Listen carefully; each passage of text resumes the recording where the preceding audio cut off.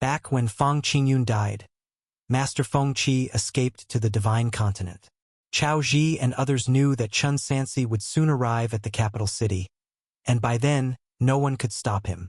Thus, they had no choice but to abandon everything, leave dashing, and seek refuge at the Guiyuan sect on Sky Water Continent.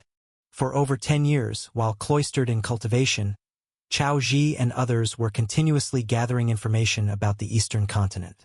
Shortly after the founding of the Great Han, it began a near-extermination massacre against the Chao family imperial lineage of the previous dynasty, and the legitimate emperor Chao Huan passed away after being under house arrest for 5 years in melancholy. According to Chao Ji's nature, he actually didn't care about the so-called clan members, the Chun who killed the previous emperor Chao Kai, and he even thought that Chao Kai deserved it. However, the immortal destiny of the Eastern Continent should rightfully belong to him, and the Jiang Mountain would eventually be his as well. Therefore, throughout these years, they've been waiting in Guiyuan sect for the day when the sects find a way to break the heaven and earth seal, so they can return to the Eastern Continent for revenge.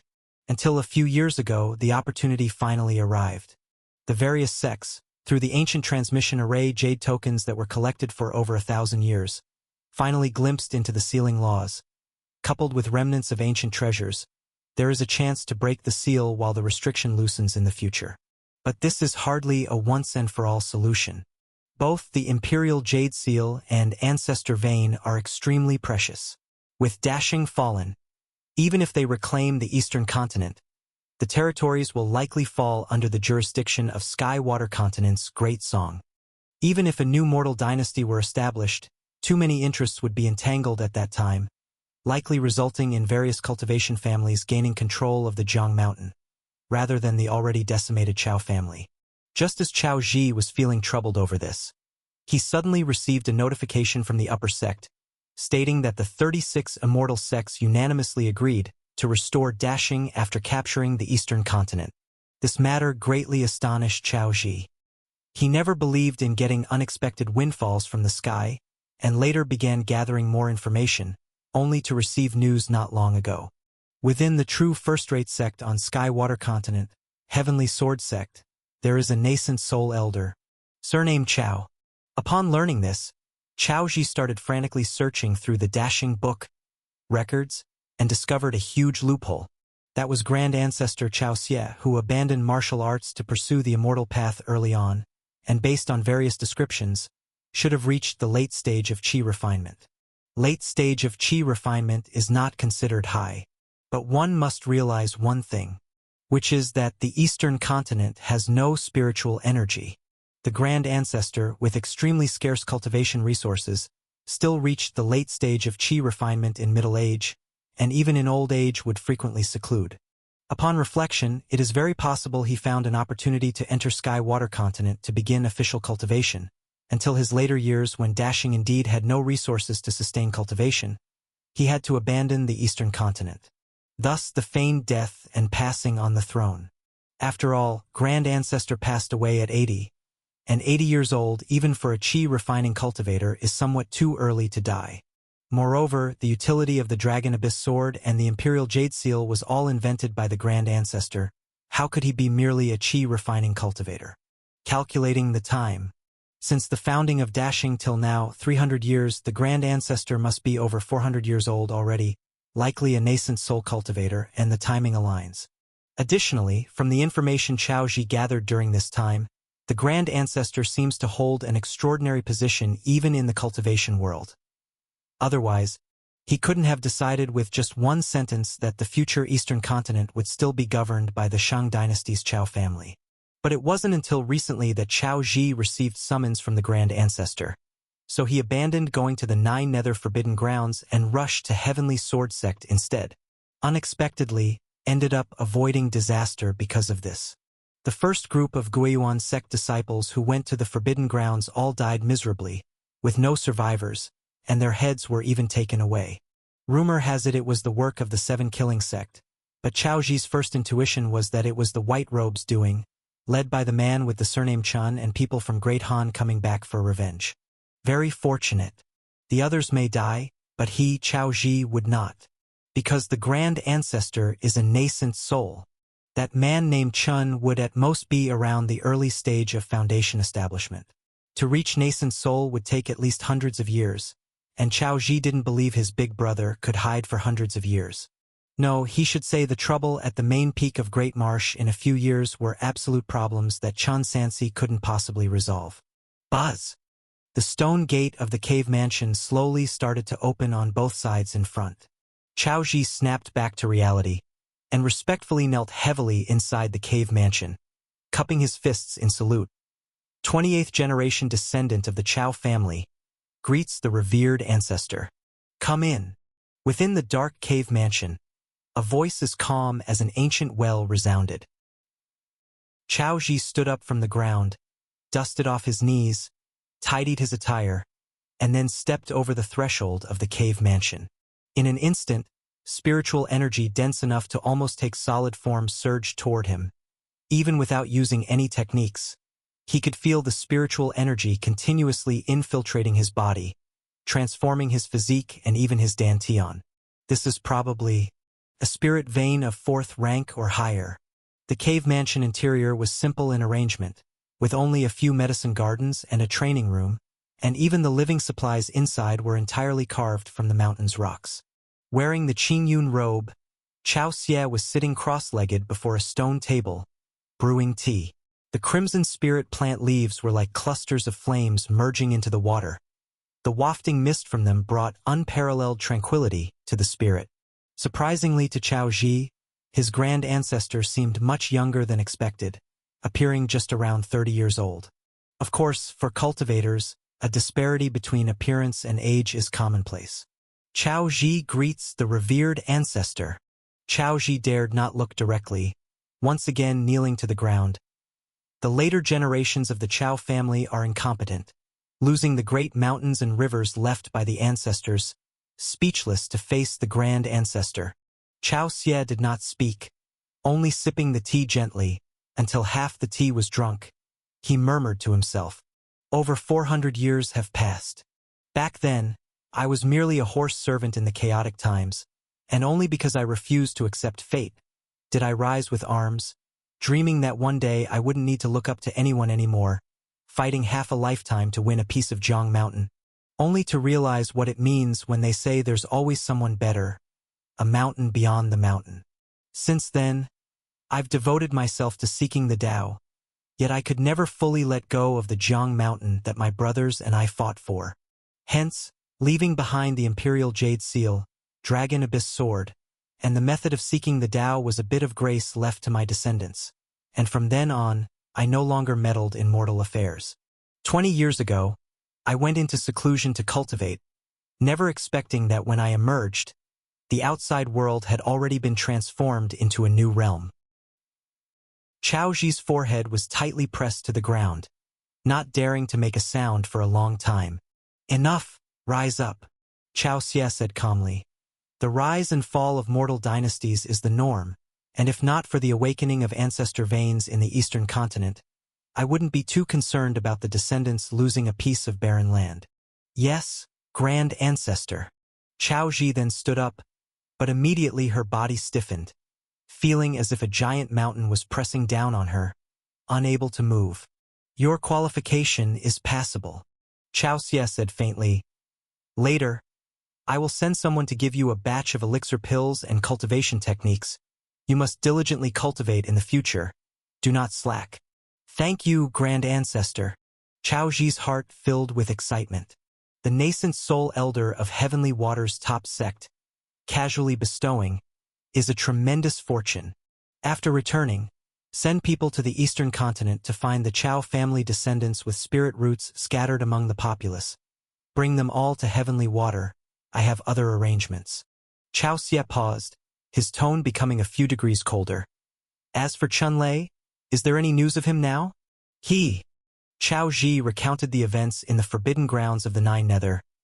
These past few years, he has likely been moving between the eastern continent and Sky-Water continent, but it's hard to grasp his specific whereabouts.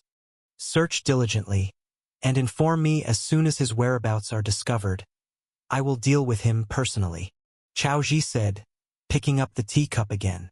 "Remember it well. This grandson bids farewell. Chao Ji understood, took a few steps back before slowly turning around and leaving the cave mansion. Inside the cave mansion, it became quiet again. Chao Xia put down the teacup, and a glimmer of spirit light flew from his sleeve, hovering in the air after being released. Narrowing his eyes, it was a scroll. The scroll opened on its own, revealing its contents, which were portraits, depicting familiar faces clad in armor. On the left side of the scroll, the 3 large characters Qilin Pavilion were written. The 12 marshals of Qilin Pavilion. It was these people who, alongside great ancestor Shang, founded the enterprises in the Central Plains, establishing a dynasty lasting over 300 years. Buzzing. The stone gate of the cave mansion opened again. A female nascent soul cultivator in a wide-sleeved celestial gown, every step leaving flowers, came gracefully forward. Her red lips slightly open, her voice like a clear spring. It seems even the one known as Heavenly Slaughter Lord, younger brother, has unbreakable ties to the mortal past. Summoning your descendants this time, has cultivation affected you? After leaving Dashing, I thought I had severed all earthly ties, would never care about mundane affairs again. It is only 300 years later that I understood. I am not as mentally stable as I imagined myself to be. Chao Xia put away the scroll, expressionless. In recent retreats, my mind often drifts back to the brothers at my side when we rebelled in mortal times.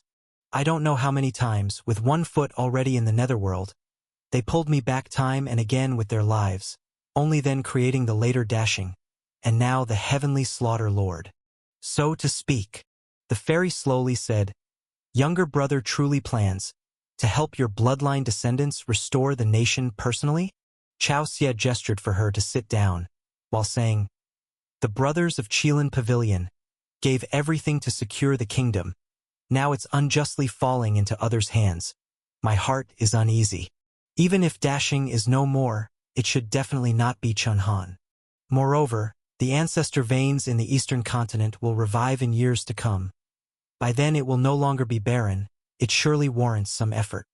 It seems younger brother has no small ambitions." The fairy smiled.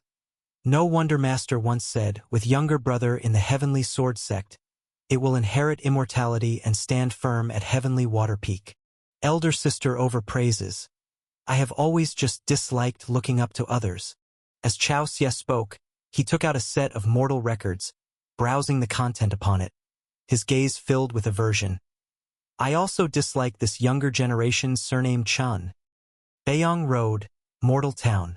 The 9 Nether Forbidden Land has completely collapsed into the void, and from now on there will be no secret realm here." This was the news Chinsansi received 2 days after leaving the Forbidden Land. In the courtyard of the inn, the cultivators of Skywall City gathered, counting their gains while awaiting further instructions. The journey to the Forbidden Land was quite fruitful. Almost everyone obtained quite a few spirit plants. But overall, the things Chunsansi obtained alone accounted for more than 70% of the total. Elixir pills, pill recipes, heavenly materials and earthly treasures, magic artifacts, everything was available. He roughly estimated. The resources from this trip are enough to cultivate 12 Foundation Establishment cultivators, plus 18 true power warriors, a total of 30 high-level combatants. Certainly worth celebrating, but actually just treating the symptoms, not the root cause. A court must have a large reserve of talent, not always relying on that part of the people to function long-term. So it's still the same problem, no industry of its own, or rather, no sustainable resources. However, with the Earth Spirit Purple Vine, it's finally possible to create a medicine valley belonging to Skywall City. But it still requires several decades or even hundreds of years of cultivation. Everyone, disperse across Skywater and await the next military order. Do not act recklessly in the meantime. Chunsansi issued a verbal order. We obey. The colonels of Skywall City each dispersed. Your Majesty, the servant and Zhao Zhao. Ning Xiang bowed in salute. We'll take our leave as well. All right. Chunsansi agreed. I have already permitted it. Your Majesty's years of protection will surely be repaid by this servant in the future.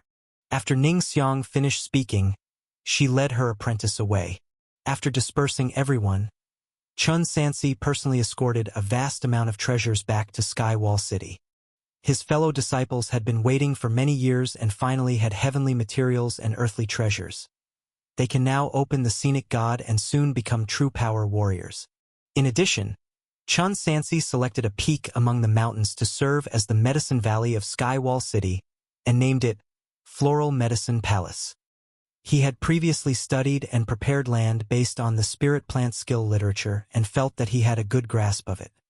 He went to the prepared land and planted the earth spirit purple vine. The purple vines were like spiritual snakes, clinging to the soil at a speed visible to the naked eye.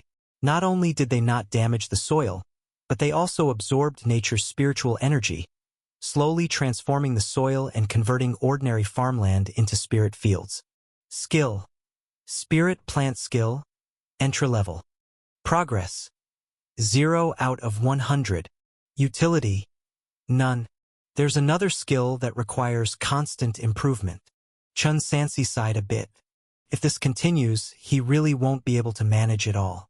Of course, priorities must be set. For now, the focus is on improving alchemy and formation, with talisman and puppet as secondary. For the rest, he can only do his best. Son greets Father Emperor. Su Yunhuan came to his side and saluted. Ah, it's you. Chun Sansi put down the hoe in his hand and said softly, Yunhuan, do you have something to say? Yes. Su Yunhuan nodded.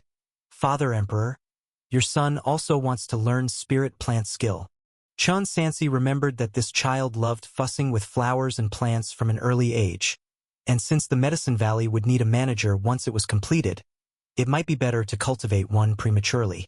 He agreed. I allow it.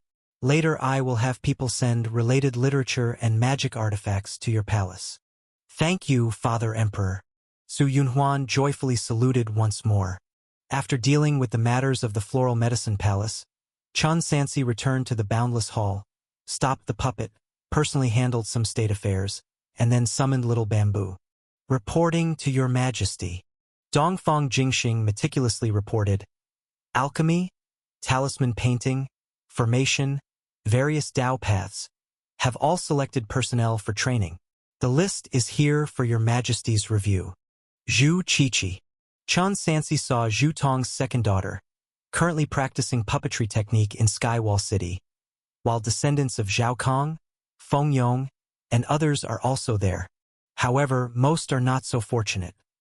Either they lack a spirit root, or their martial arts qualifications are poor, so they can only serve in the ordinary army. After managing affairs in Skywall City, Chun Sansi returned to the rear palace.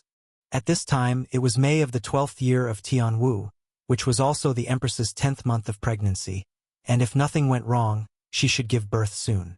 Chun Sansi didn't want to miss the birth of the child, so he decided to linger in the palace for several days. About 5 days later, he was carving a puppet in the sleeping quarters when Yen Xia suddenly rushed in. Your Majesty, the noble consort is about to give birth. Oh? Quickly take me there. Chun Sansi immediately set aside his work and followed the female official to Yonghe Palace, where he found the Empress also waiting. Your Majesty, I greet you. No need for formalities. After inquiring about the situation, Chun Sansi quietly waited. Half an incense stick later, the palace maid responsible for delivery opened the hall doors, excitedly performing a courtesy and said, Congratulations, Your Majesty. The noble consort has gifted our great Han with a princess. Wonderful. Chun Sansi stepped over the threshold and, with the Empress, went in to see the bedridden noble consort. Then he picked up the princess and checked her qualifications naturally. She actually has a spirit root. He was somewhat surprised, as Sunli had no spirit root herself, and he had previously had an inferior spiritual root. Yet their child possessed a spirit root. Your two sisters, one is named Yunqi, the other is Yun Huan, henceforth, you shall be named Yun Mei. Chun Sansi named her. He placed the child back on the bed and helped care for them for 2 more days, until most trifling matters were resolved, then bid farewell to his family and headed directly to Skywater Continent.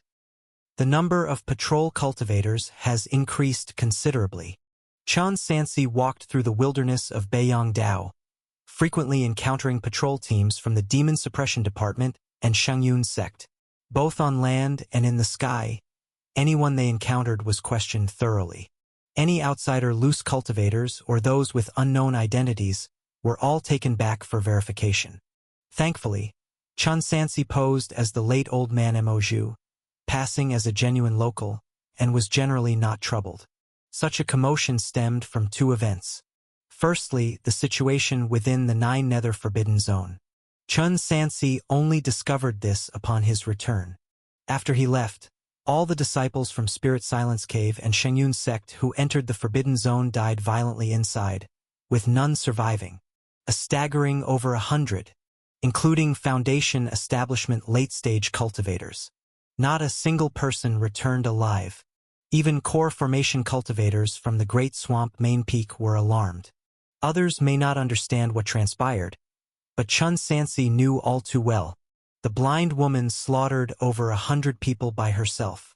Chen Sansi's mind couldn't help but recall the dangerous sensation he felt upon first encountering the blind woman.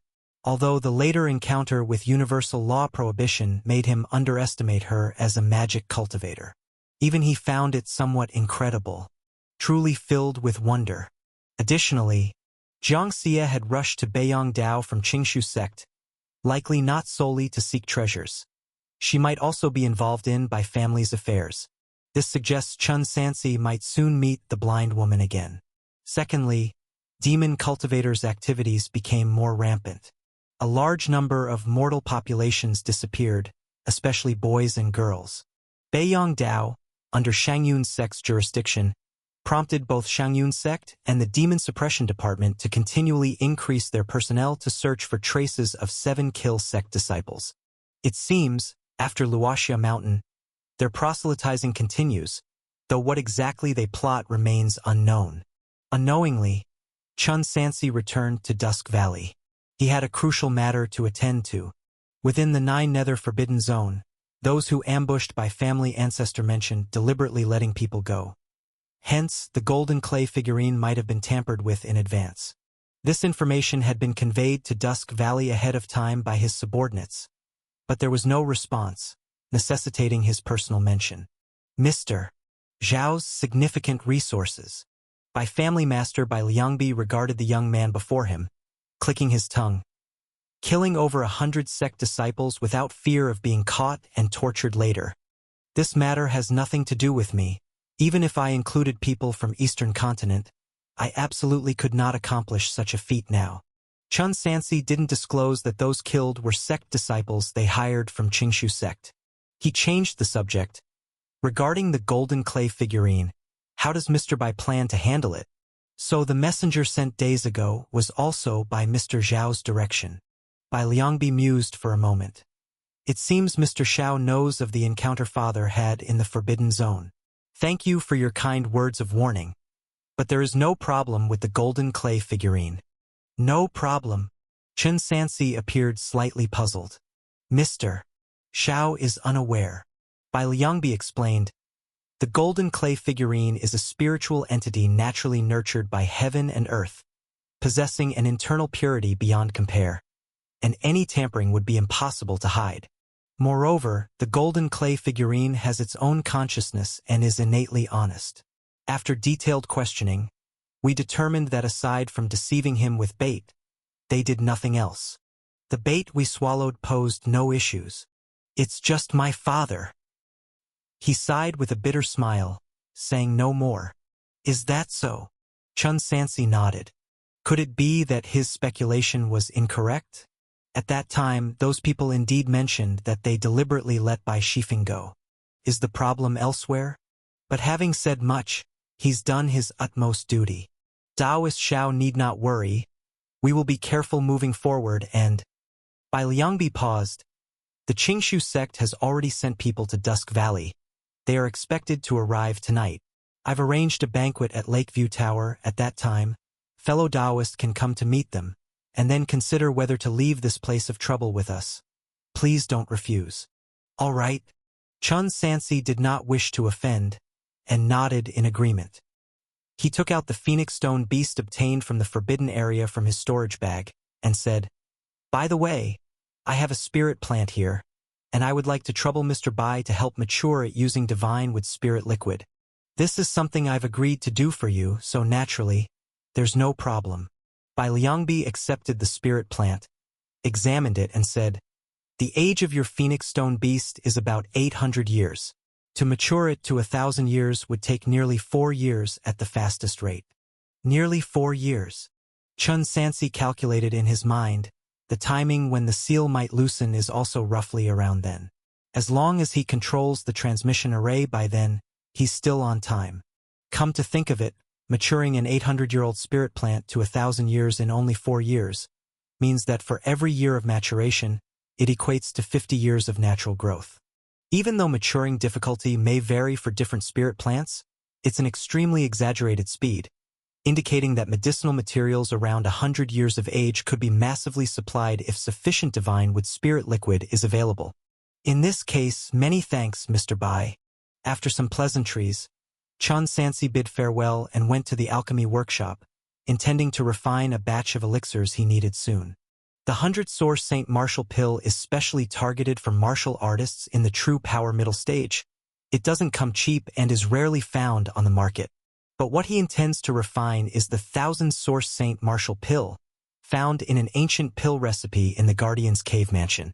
Its efficacy is half again better than the 100-source St. Martial pill, but it requires the extremely rare purple gold sand liquid, an item that even spirit stones can't buy. Fortunately, there's some in the forbidden area and quite a lot was gathered. After taking out all the required materials, Chun Sansi silently recited the calming incantation, then activated the fire veins to start the pill refining process. The loss of ancient pill recipes is not due to a single cause, but the accumulation of various factors. The materials required are rare, and the difficulty of refining them has also increased. Chun Sansi's hands moved in intricate Dharma seals as he used divine sense to perceive the changes within the pill furnace, feeling as if it were as complex as 1,000 layers of mechanisms, almost uncontrollable. He failed multiple times, wasting a total of 4 sets of materials, and even with his current substantial wealth, he felt deeply pained. Only on the 5th attempt did Chun Sansi finally manage to barely grasp the refining method. Buzz! The flames extinguished, and the Dharma seal dissipated. The alchemy furnace automatically opened, revealing a bright blue elixir that appeared in mid-air, suspended like a star. Skill: Alchemy, 2nd tier. Progress: 556/1000. It's done. Chun Sansi wasted no time, immediately returning to his cave mansion, activating the spirit gathering array, and commencing his cultivation.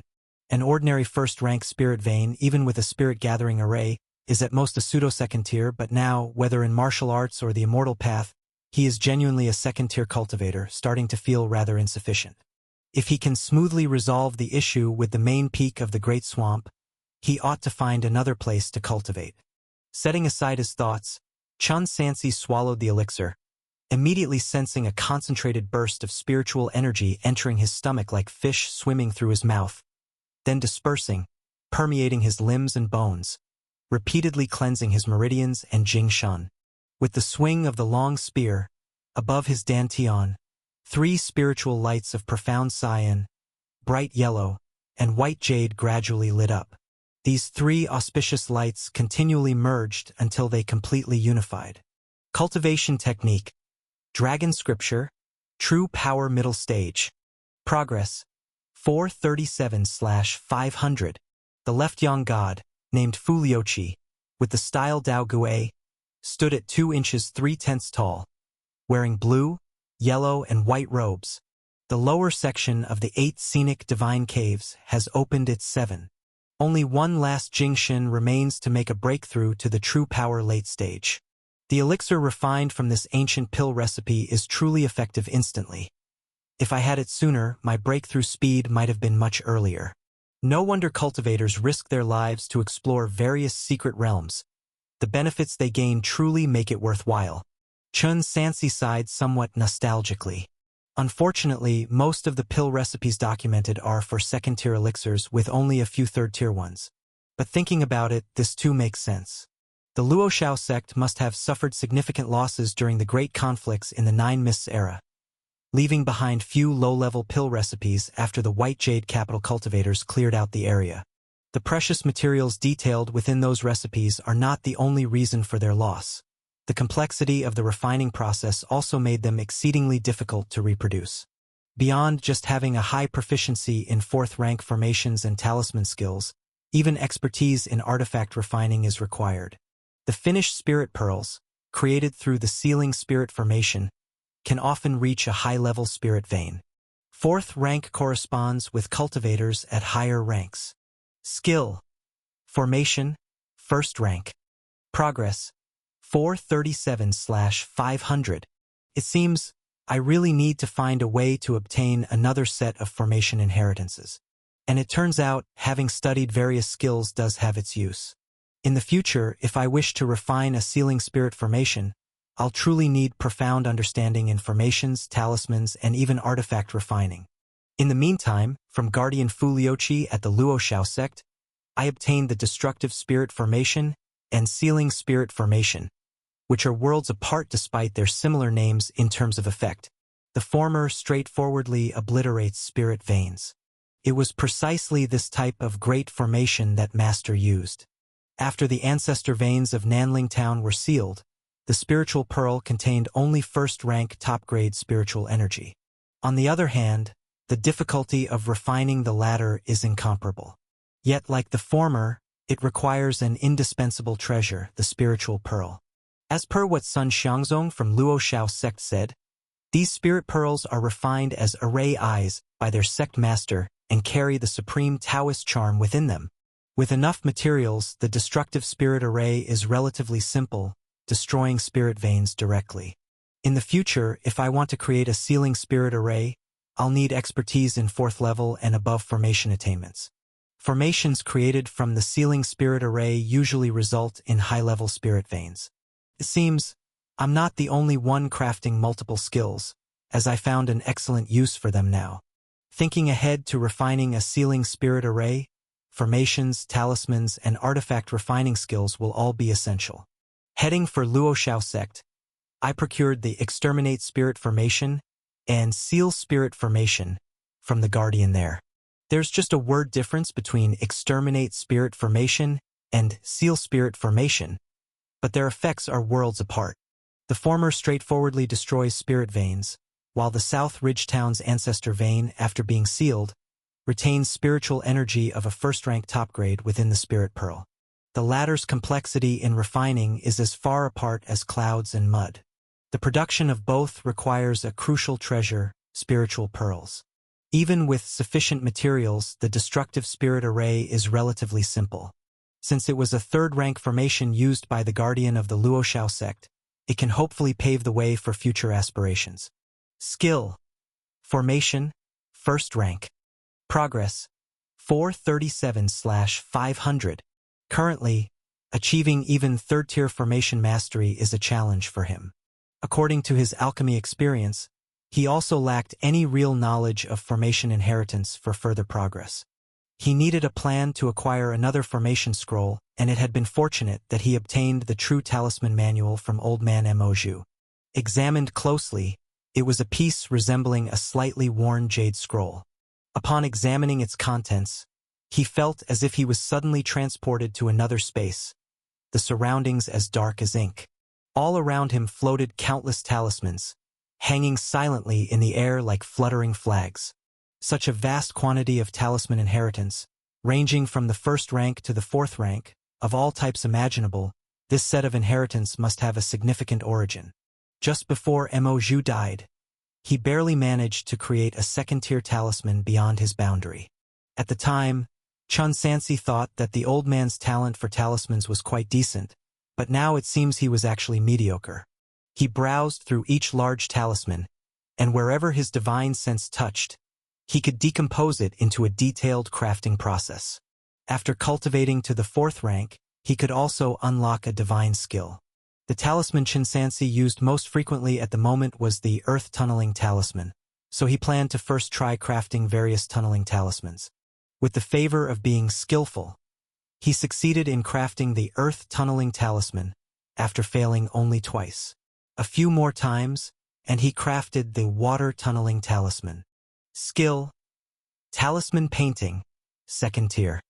Progress: 125/1000. Who? Chun Sansi put down the talisman pen and exhaled deeply. He looked outside the window and realized that the sky had darkened without him noticing, and it was almost time for the appointment with Bai Liangbi at the Lakeview Tower. So he didn't rush, packed up his things, and left the cave mansion to head to the Lakeview Tower. In the private room, all the house managers of the Bai family, except for Bai Liangbi and Bai Shifeng, had already arrived, clearly giving great importance to this meeting. Brother Linshuan. After taking his seat, Chun Sansi asked, "Is Elder Bai still all right?" Bai Linshuan gently shook his head. "The last time I saw my father, he was severely injured and is now in seclusion, not emerging. I don't know how he is." Chun Sansi suddenly thought. At that time in the Nine Serenities Forbidden Land, Bai Shifeng was already severely injured, looking on the brink of death. In such circumstances, even if they did obtain the Golden Essence Mud Body, could they really break through to the Golden Body realm? Theoretically, it's impossible. Whether it's the immortal path or martial arts, breaking through bottlenecks usually requires being in the best physical and mental state. Unless something that prolongs life is hidden within Dusk Valley. Otherwise, it should be impossible to reach the pseudo-golden body realm. Of course, with the existence of the divine wood spirit liquid, it seems not entirely impossible. Beiyang Dao, we probably can't stay any longer. Bai Linshuan pointed to the direction of the next room and said, "But my elder brother is currently discussing future arrangements with the fairy from the Qingshu sect.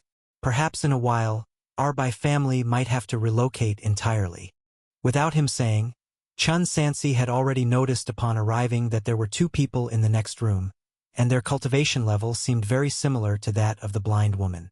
It seems she really has come. The fact that so many days have passed must have been intentional, not wanting to be associated with the massacre in the Forbidden Land.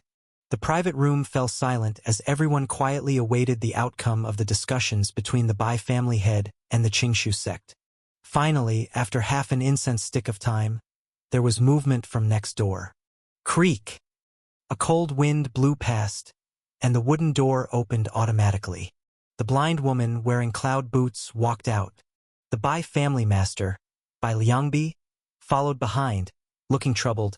"Jiang Xianzi, is it really not possible? Isn't this matter a win-win for both the Qingshu sect and the Bai family?" "I cannot help." Jiang Xie ignored the others and walked straight toward the terrace. "What did Master Yuling say?" Bai Liangbi frowned.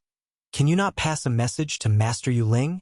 Or can I personally visit the Qingshu sect?" "No one can help you," Jiang Xie said without turning her head. "Either hand it over to the three major heavenly sects, or wait to be exterminated." "Jiang Xianzi, Miss Jiang?" Bai Liangbi's face clearly became panic-stricken. "All these years, we have never missed giving Master Yuling the heavenly fire vermilion bird lotus. Now, at this critical moment, surely your sect will not stand by and watch.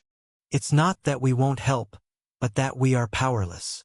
Jiang Xie unusually spoke in long sentences, but her tone was even colder, pushing people away. "Do as I say, and Master will still be willing to keep your Bai family safe." With that, she stepped onto her flying sword, guided herself through the night sky, and with the full moon as her backdrop, swiftly disappeared from view. "Miss Jiang!" Bai Liangbi shouted loudly, but received no response. He appeared ready to chase after her, but ultimately remained in place. What happened? The Bai family members, who witnessed the scene, got up one after another and went to the terrace to peer into the distance. "She just left. All the things we've given to the Qingshu sect over the years, were they all for nothing?" Even Chun Sansi, observing from the side, hadn't anticipated this scene. It seemed from what the blind woman said, the Qingshu sect couldn't bear the consequences of taking in the Bai family. So, what exactly is the Bai family hiding? Even the Golden Core sects dare not accept it. If it's truly such a supreme treasure, it would indeed be a case of a virtuous man getting a crime for possessing it without power. How could a mere Bai family possibly keep it safe? It seems likely that the Bai family's relocation plans are going to flop. Who knows where they will go from here? Big brother. Fourth Bai expressed his confusion. What exactly is hidden in our clan that even the Qingshu sect avoids like the plague? Exactly, big brother. The spokespersons of the other houses also realized the severity of the situation. Knowing too much won't benefit you. Bai Liangbi closed his eyes. Let's sit down and talk properly about what to do about Dusk Valley now that the Qingshu sect won't take us in. Taoist Xiao, you need not leave. You may stay and discuss with us. At this point, you are the most trusted outsider to the Bai family. Chun Sansi did not refuse. Big brother, how is father? Bai Linshu impressed. Did he ever say, if the Qingshu sect is unwilling to help, what should we do next? Do not disturb father, he is resting quietly. Bai Liangbi took a deep breath, calming his emotions. What ideas do you all have? Perish together. Bai Laos walked to the table and said, I don't know what's inside the clan that makes those people like rabid dogs. But if we're forced, we might as well turn the table over and throw the thing out for them to fight over. Can we not just give it up? Indeed. Bai Laowu chimed in. Throughout history, treasures are held by those who can. If we truly can't guard it, there's no need to cling on to it. Losing an item is better than losing a life. As they say, where there's life, there's hope. Isn't that right? No. Bai Liangbi dismissed. The thing is fine in our hands, but once given away, there's no way our clan would have any chance of survival. Old two, among the 7 of us brothers, you're usually the one with the most ideas, and stay calm in the face of issues. Do you have any thoughts to share? Bai Linshuan, aside from Elder Bai and the family head, was the only one privy to the secret. He thought for a moment and spoke. Big brother, I still suggest the initial proposal. Since the path of the Qingshu sect is impassable, for us now, relative reliability may only come from the great Han of the eastern continent. There is protective sealing there, and we have Mr. Xiao who can relay messages to us. I have some acquaintance with Emperor Tianwu. He should be trustworthy, having once risked the trip from the Divine Continent to Sky Water Continent just to deliver the promised elixir pills. Absolutely not. Bai Liangbi immediately said, Second brother, we've discussed this. The eastern continent is a barren land like a turtle shell, and to stay there, wouldn't we, the Bai family, never see daylight? Moreover, they're struggling to even protect themselves now. Some circumstances you're unaware of, but I'm clear. What do you think the Shangyun sect is doing on Day's main peak? In at most 3 to 5 years, the turtle shell of the eastern continent will be broken, and their disaster will be imminent. Big brother, I'm aware of that. Bai Linshuan added, but in recent years, they have been active in the Beiyang Road, definitely having received news and seeking solutions. As he spoke, he turned his gaze to Xiao Feng. Indeed so. Chun Sansi candidly said, Chun Lei and I have the same goal, to eliminate the Li family of Day's main peak. But easy as the Li family may be, the Golden Core is formidable. If we could solve the Shangyun sect's Shizhongzi problem, even for a while, we are confident in destroying the formation there 4 years later and safeguarding the seals of the eastern continent. Then what? Bai Liangbi said, Mr. Xiao, any formation or seal requires the right time and place, and will eventually erode over the long years. Moreover, the ancestor vein is crucial.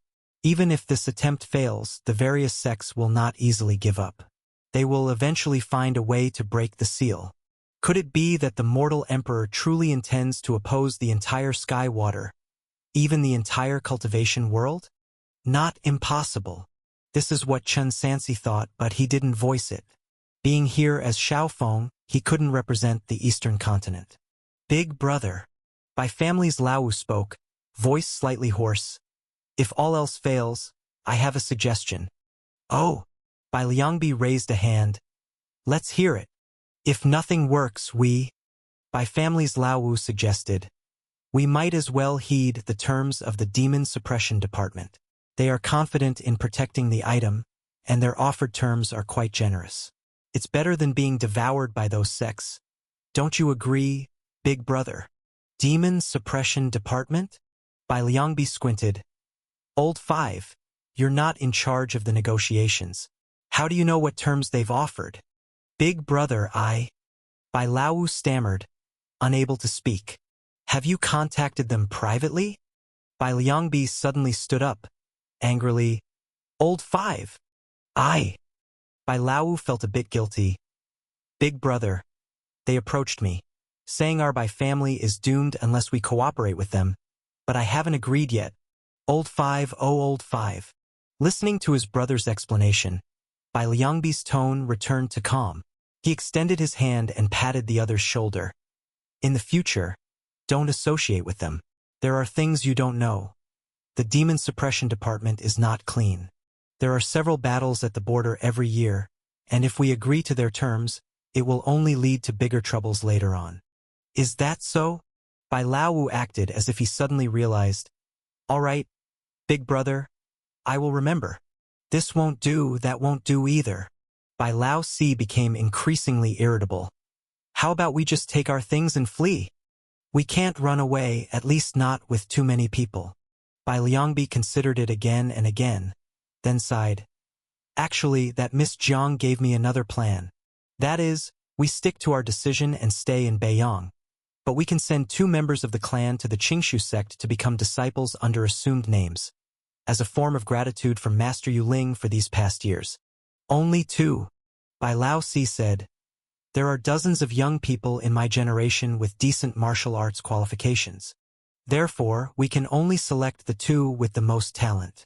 After some thought, Bai Liangbi said, and it's best if one is on the immortal path and the other in martial arts. This way, even if our Bai family faces ultimate disaster in the future, we can still preserve 2 seeds of hope. As soon as he said this, the Bai family members all agreed. As long as the legacy is not completely extinct, the family still has hope of existing. After making a decision, they began to discuss the candidates. Immortal path. Bai Lao-san nodded. Among the younger generation with the best spirit root talent, it's probably eldest brother's daughter by Chaotong. As for martial arts, Lao Er's child by Ange is not bad. Lao Wu's eldest son by Anqing, in terms of root bone, is actually no worse than Ange. Bai Lao said regretfully. But in terms of comprehension, he is slightly inferior. If we give the spot to Bai Ange, Lao Wu, do you have any objections? Haha. Bai Lao Wu paused, then quickly answered, no objections. My son is clumsy. Let's leave the opportunity to Ange.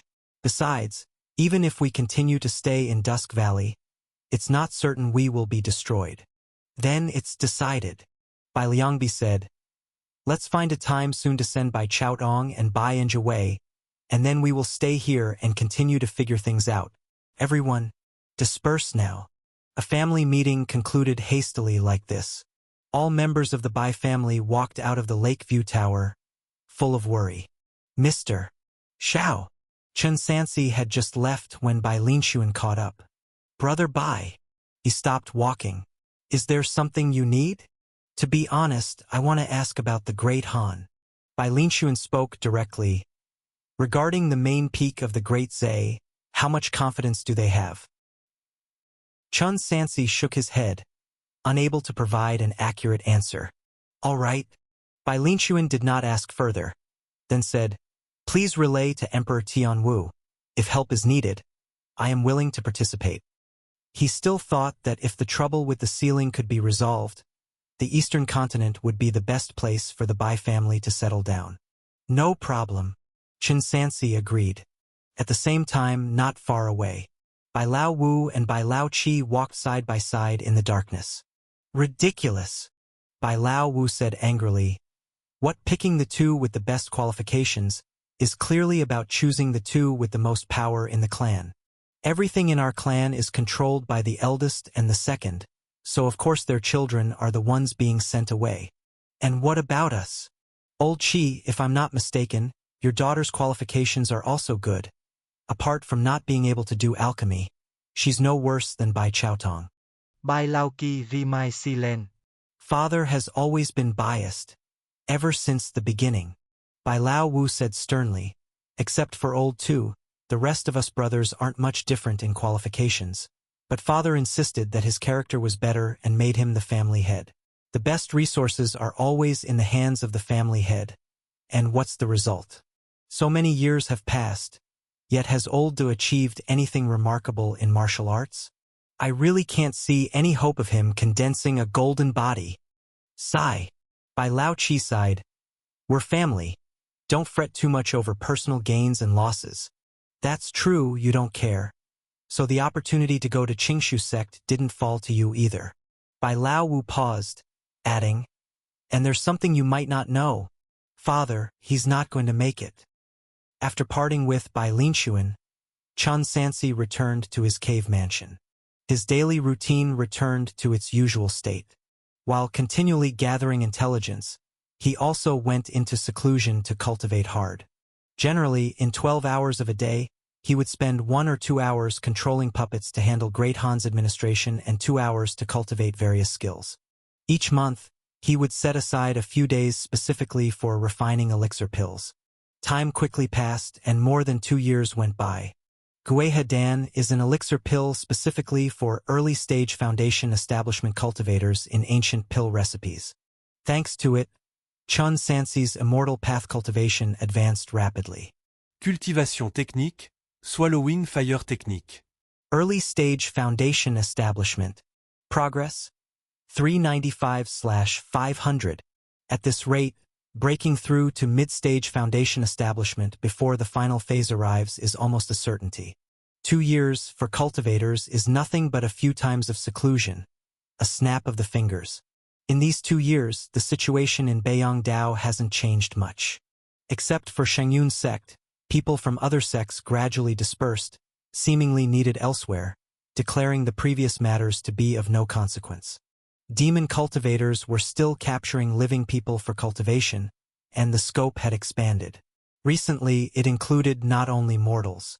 Even various cultivation families in Beiyang Dao, and even Shengyun sect disciples, often encountered mishaps, causing widespread panic. Who?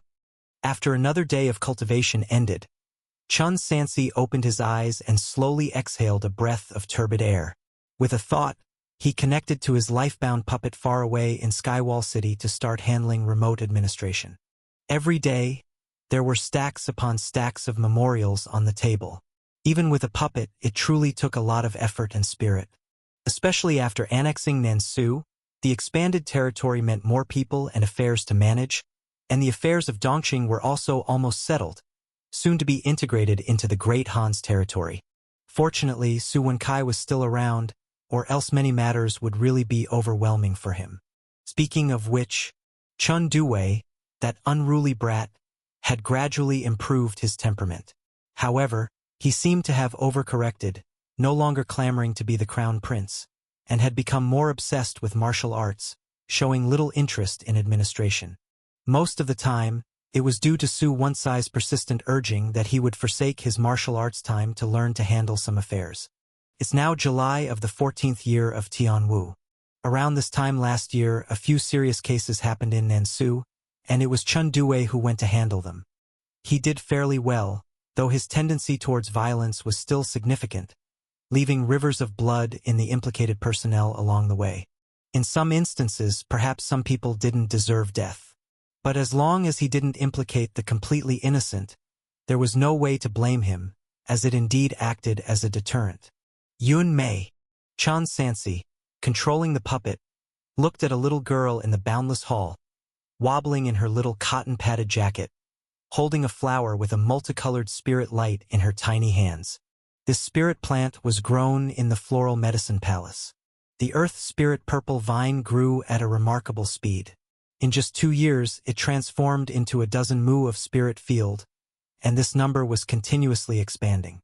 Hearing someone call out, the little girl tilted her head to look at the puppet. At over 2 years old, her words weren't very clear yet. But under the guidance of her mother and empress, she knew the wooden figure behind the desk was her father and called out in a tender voice, "Daddy!" Hee hee.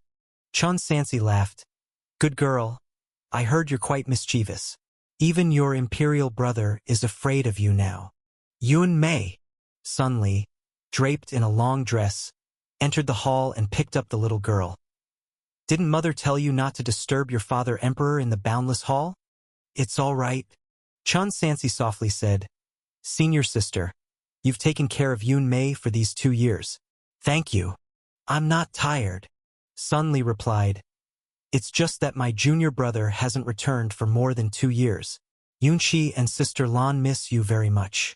If you have the opportunity, it's better to come back once. I'll try. Chun Sansi could only say so.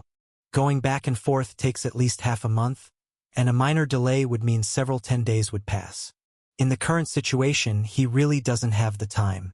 If it were merely to accompany his family, Chun Sansi would be willing to neglect some cultivation time, but unfortunately, there's also the major obstacle of Dezay's main peak pressing ahead.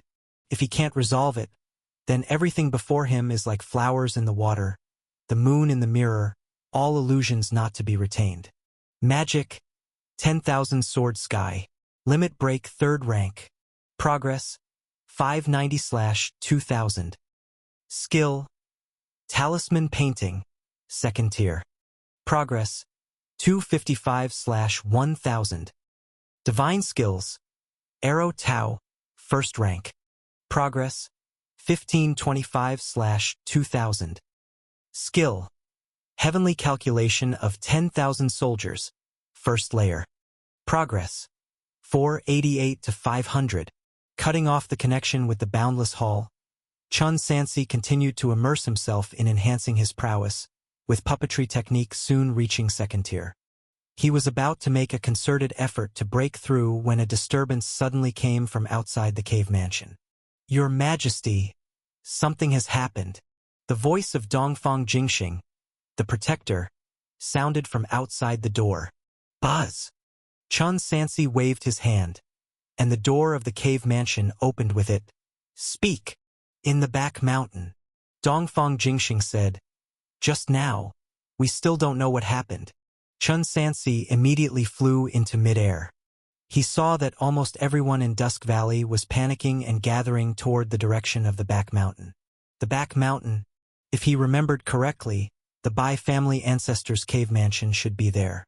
Come with me to take a look. As Chun Sansi spoke, he took the lead and flew toward the back mountain. During the process, he was not stopped, and finally saw that the crowd was indeed gathered outside the Bai family ancestors' cave mansion.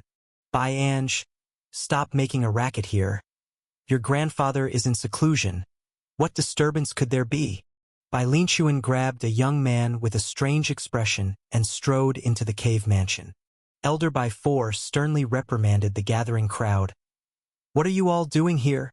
If you disturb the ancestors' seclusion, can you bear that responsibility? The Bai family members looked at each other, not knowing what had happened, but they had to comply, so they scattered one after another.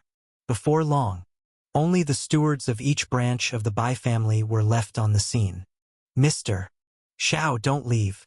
Bai Linxuan called out to the other, saying in a bewildered tone, Come in with us. Okay. Chun Sansi nodded.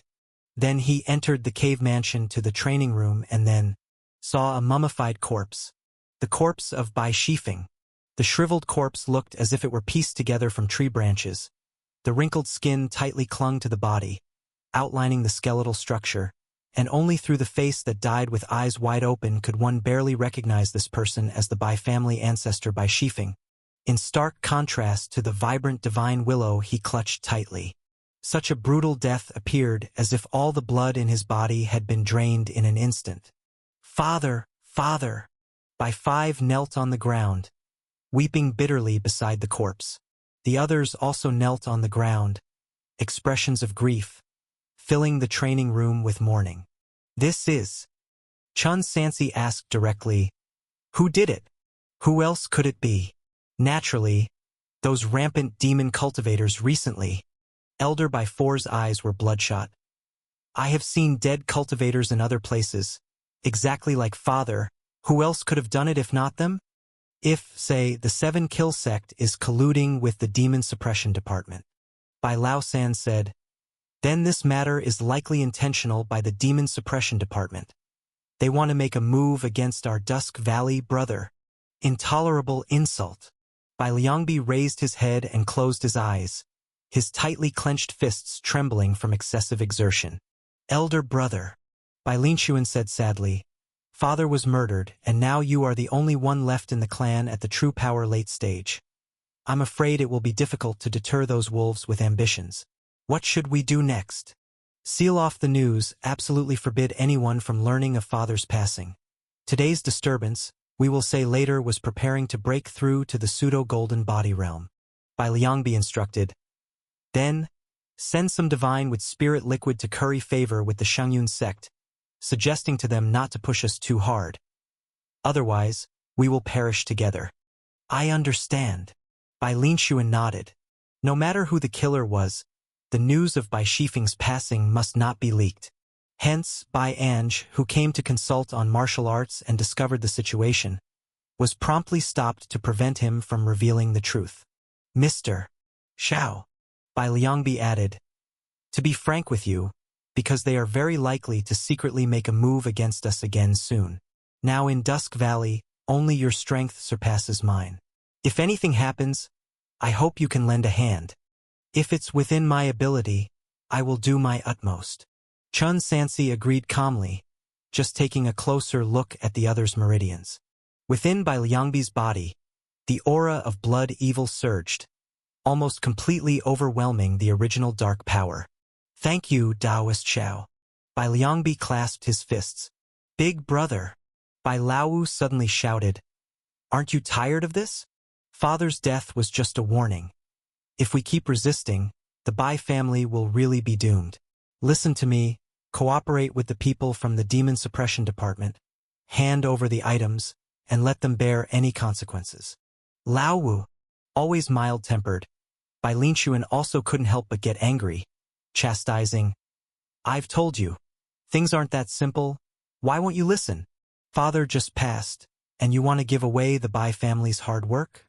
Is that worthy of our ancestors? What would the death of the Bai family honor our ancestors then? Bai Laowu retorted righteously. I just don't understand why you have to make things like this. Wait, Laowu. Bai Laosi scrutinized his figure, suddenly recalling. Were you at the back mountain last night? Does Father's death have anything to do with you? What are you saying? Laosi, don't slander me.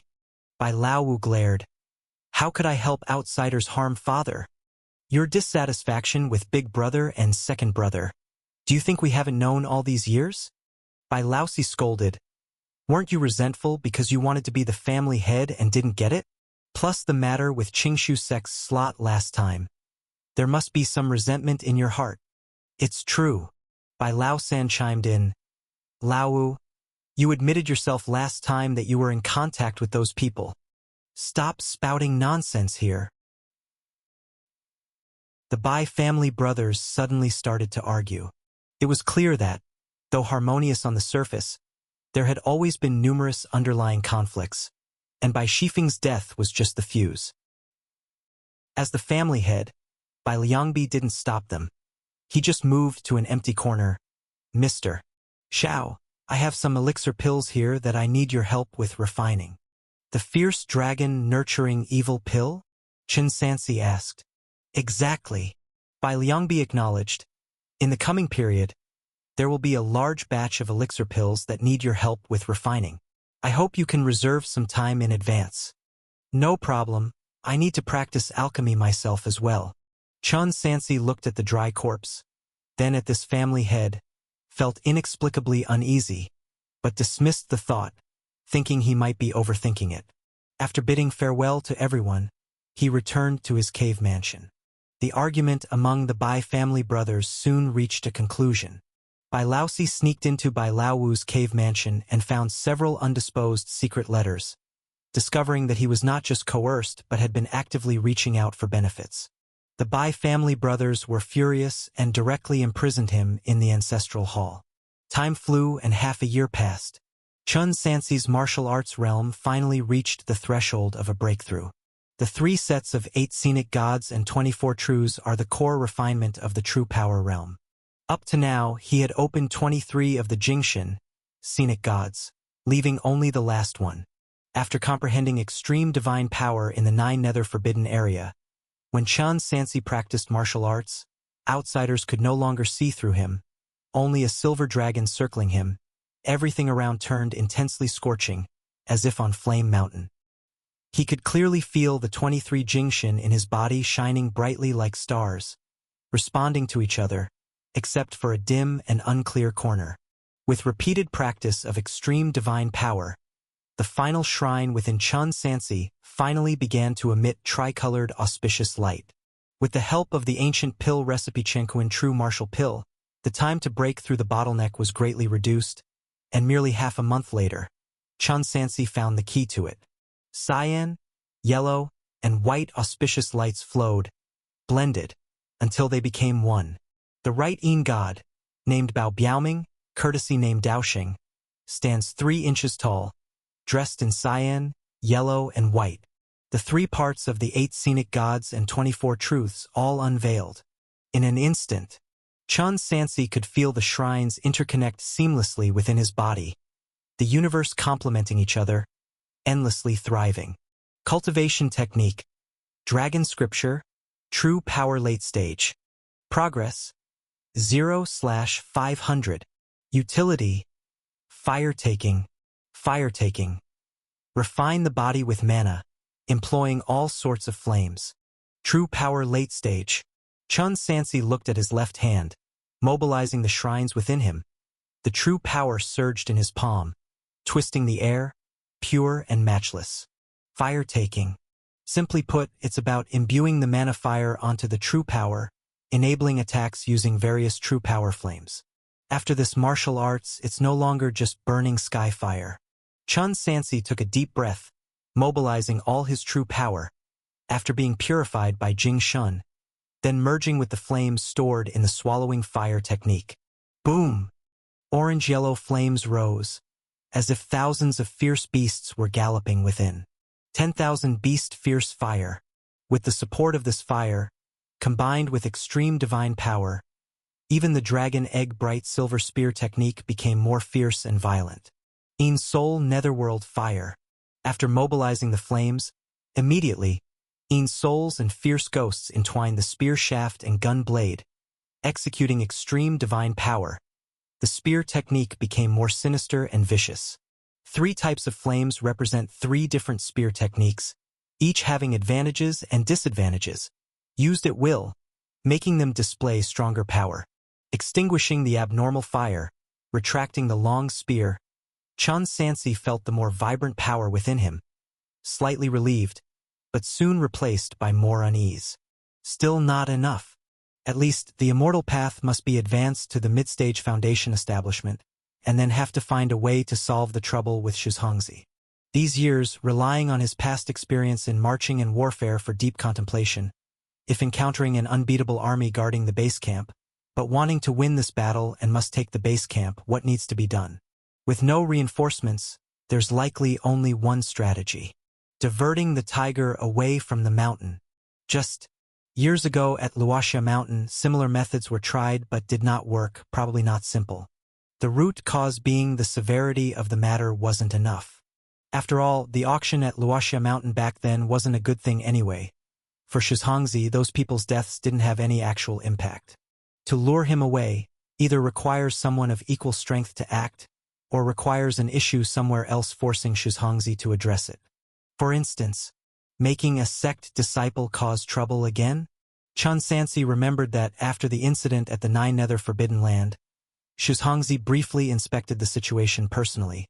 If it happens again, he started to secretly ponder plans in his heart, meanwhile planning to first handle the transmission array issue. After all, 5 years period is getting closer. Moreover, a couple of days ago, family members said that the Phoenix Stone Beast had been artificially matured earlier, and could already be used to refine elixir pills. Chun Sansi ended his seclusion, informed by Chao Tong, letting her tell her father to help take medicinal materials from Medicine Valley. Speaking of which, More than 2 years ago, Bai family had determined to first send away Bai Chaotong and Bai Ange. There was no objection during the meeting, but it seemed to stir some waves privately, so the two are still temporarily in Dusk Valley. Phoenix Stone Beast? Bai Chaotong recalled after listening. Father asked me some days ago when Senior Xiao needed it to send over, but seeing you in seclusion all the time, I didn't dare to disturb. I will go find Father now. Old 5. During their conversation, a shout abruptly came from the direction of the shrine. 5th uncle. Bai Chaotong immediately said, Senior Xiao, we need to go take a look. Recently, Dusk Valley hasn't been peaceful, even without her mention. Chun Sansi was already flying toward the direction of the sound on his flying sword. In the dungeon, Bai Chaotong said while leading the way up front.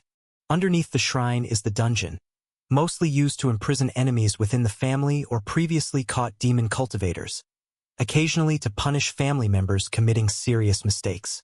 The cages are all forged using special iron mines for crafting magic artifacts, the surface carved with dense runes. Those imprisoned will have their acupoints and dantian penetrated by magic artifacts, unable to perform mana. Since discovering Elder Bai Wu secretly communicating with outsiders, attempting to exploit the clan treasure, he was then imprisoned here. And at this moment, everyone in the whole dungeon had turned into dried corpses, including Elder Bai Wu. Demon cultivators' killings have never ceased, people die almost every month, and the conditions of death are exactly the same as when Bai Shifeng died. Old 5.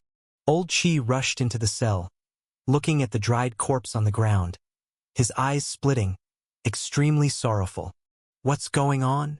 Bai Linxuan and more people hurriedly arrived, looking at the creepy sight in the dungeon, all stunned.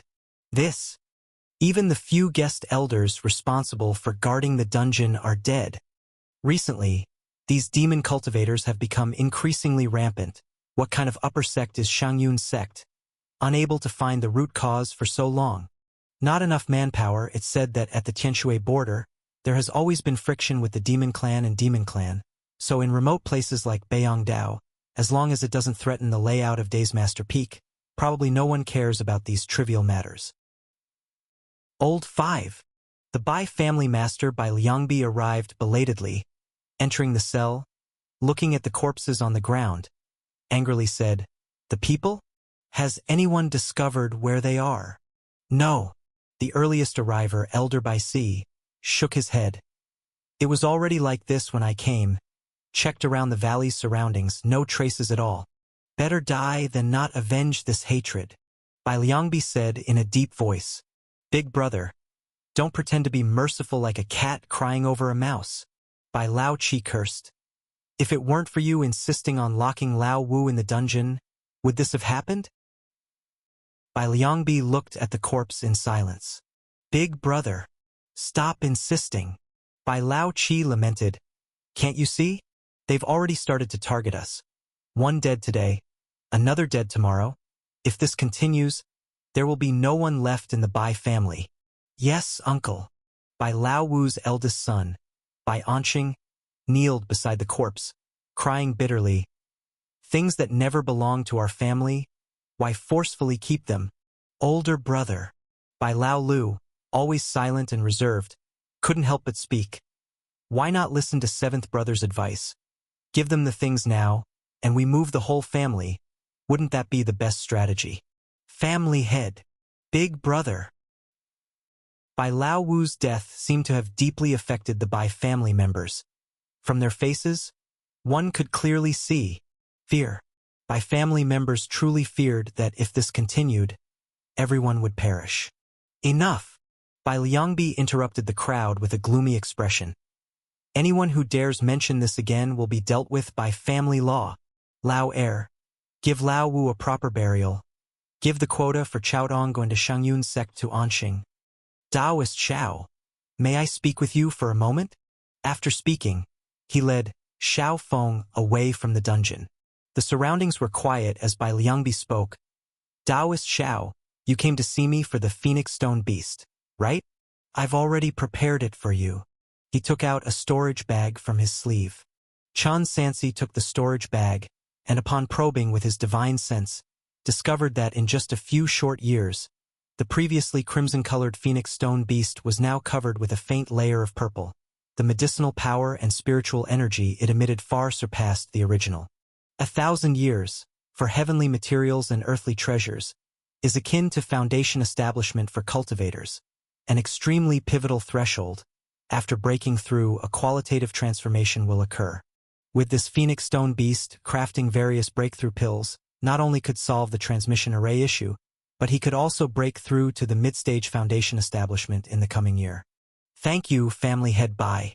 Chun Sansi clasped his hands in salute. There are some other medicinal materials here. I'll accompany the Taoist in the alchemy later. Bai Liangbi said, handing over another storage bag. Chun Sansi opened it and his expression immediately changed. These evil medicinal materials, to cultivate them, are likely to be even more effort-intensive than the phoenix stone beast, right? Moreover, the recent period, the elixir pills that family head Bai asked me to help refine, there are many side effects too. I know I shouldn't speak out of turn, but as allies, it's necessary for a kind reminder. Besides, fierce Jiao nourishing evil pill, he also helped refine black evil pill, blood transformation pills, and other demon sect elixir pills in the past 2 years. Due to the extreme difficulty in crafting these elixir pills, Bai Liangbi couldn't even help with adding medicinal materials into the alchemy furnace. Thus he had to reveal the pill recipe completely. Indeed, Bai Liangbi said with a bitter smile, the side effects are significant, but the effect of the elixir pills is remarkable too. Isn't it? Even from true power late stage, it jumped straight to true power perfection. This was something Chun Sansi didn't dare to bluntly speak. Given the current situation in Dusk Valley, even if Bai Liangbi genuinely practiced some demon technique, he could still understand it. After all, how demon techniques are used mainly depends on the person. That little bamboo's 10,000 soul banner housed all kinds of heinous criminals. Moreover, the Yin Gui breathing method practiced by the Ling family's ancestor Ling Kui required the blood of women born on Yin year, Yin month, and Yin day for cultivation, but he did so to protect the family's legacy, even at the cost of his future prospects. Presumably, as family head, Bai Liangbi faced the current predicament, coupled with the disagreement among his brothers, the great pressure led to this desperate measure. Regarding the crafting of these elixir pills, I hope Taoist Xiao can keep it secret for me. Bai Liangbi said, if there are any medicinal materials Taoist needs for personal use, as long as it doesn't affect my original plans, feel free to let me know. No problem. Chun Sansi agreed. The two of them entered the alchemy room with great familiarity. In a flash, more than 10 days had passed. It's done. After sending off family head Bai, Chun Sansi looked at the breakthrough pill in his hand. It's time to meet Taoist Chu and handle the matters old Mo Zhu entrusted to me. Without a moment's delay, he disguised himself as Mo Zhu, set off to Daisfang City, and then through intermediaries, summoned Chu Lingchuan and others to a nearby mortal town. It's been a long time, fellow Taoists. Chun Sansi picked up the teapot and poured tea for the 3 people opposite him one by one. This time, he had called over everyone from Little Bamboo Peak, Chu Lingchuan, Deng Wuchang, and Zenon. He Lao Xiao, your courage is indeed quite great. Deng Wuchang, always keeping the secret that the other party was Chen Lei, teased. Recently, many people have died in the Beiyang Dao, several even from Shengyun sect. Was it your doing? Not before, but it might be me from now on. Chun Sansi held his teacup. Brother Deng, want to join me for another job? Spare me. Deng Wuchang waved his hand repeatedly on the surface, then secretly transmitted. Can this matter be discussed openly? Are you out of your mind? Chu Lingchuan didn't even have a collaboration with us. He's still with the Li family. Be careful, he might inform on you. Besides, what's the price this time? Shengyun sect people are not easy to kill. Shizhongzi is sitting on Day's main peak every day. Making a move on them is extremely risky. The price needs to be increased. Ignoring him, Chun Sansi turned to the woman. Miss Zenon, by your presence today, does it mean everything is ready? It's ready. Zenon handed over a storage bracelet, transmitting. In total, 1 large and 4 small ships. The large ship can accommodate over 2,000 people. adding the small ones, accommodating 3,000 people is not a problem. Only 3,000? Chun Sansi calculated in his mind. Can you build a few more? I can help you with the materials. Really can't, it's not just a lack of materials, there's not enough time either. Zenon shook her head. To build that large ship, I've wasted a lot of cultivation time these past 2 years. Please, Taoist, forgive me. All right. Chun Sansi felt it was a pity. But with the existing ships, transporting over 5,000 people at once should be barely sufficient with the Heavenly Book array. Thanks for your hard work, Miss Zenon, he said, offering the promised reward, and additionally gave a few precious elixir pills. Thank you, Taoist Xiao. Zenon showed a joyful expression. You too, Chu Lingchuan couldn't help but say, seeing them transmitting privately. It's not just Taoist Xiao with the guts. You two are not bad either. The Shengyun sect has gone mad looking for him these years. If they find out you two are working for him. Taoist Chu. Chun Sansi took out a storage bag. Here's what you wanted. Oh. Chu Lingchuan picked up the storage bag, his divine sense probing into it. Seeing the breakthrough pill floating in the pitch-black space, his body visibly paused. A top-grade second-tier breakthrough pill, consuming a large amount of precious materials. He had initially just casually mentioned it, using it as an excuse to refuse the other party's invitation, but unexpectedly, it was indeed acquired. Taoist Xiao, Chu Lingchuan said, it seems a few years ago in the 9 Nether Forbidden Land, Taoist obtained quite a few good things.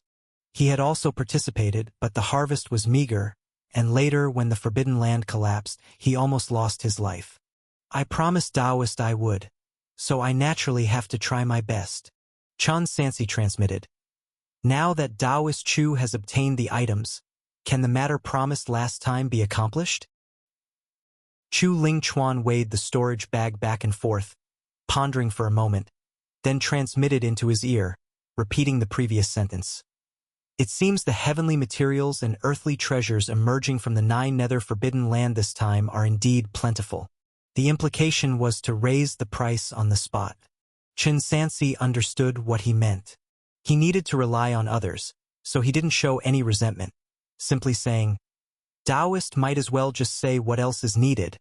I will certainly strive to meet the requirements. I am not trying to use this opportunity to ask for more wealth from you, Taoist friend, but in recent years, I have been stuck at a cultivation bottleneck, making it really hard to achieve a breakthrough. I hope you can understand. Chu Lingchuan explained briefly, then transmitted his voice. I also would like 2 breakthrough pills, plus at least 2 kinds of spiritual artifacts for core formation, and... He continued to list many highly valuable heavenly materials and earthly treasures. Even Chun Sansi felt quite the pinch. Moreover, some of the items he didn't have at all for now. Mr. Xiao. Seeing him hesitating, Chu Lingchuan acted as if to leave. In that case, I won't make things difficult for you, but you can be assured that I won't lightly disclose the matter you've asked me about. Brother Chu, hold on. Chun Sansi called him back, transmitting his voice. Most of the things you mentioned, even if I don't have them, I can find ways to procure for Brother Chu.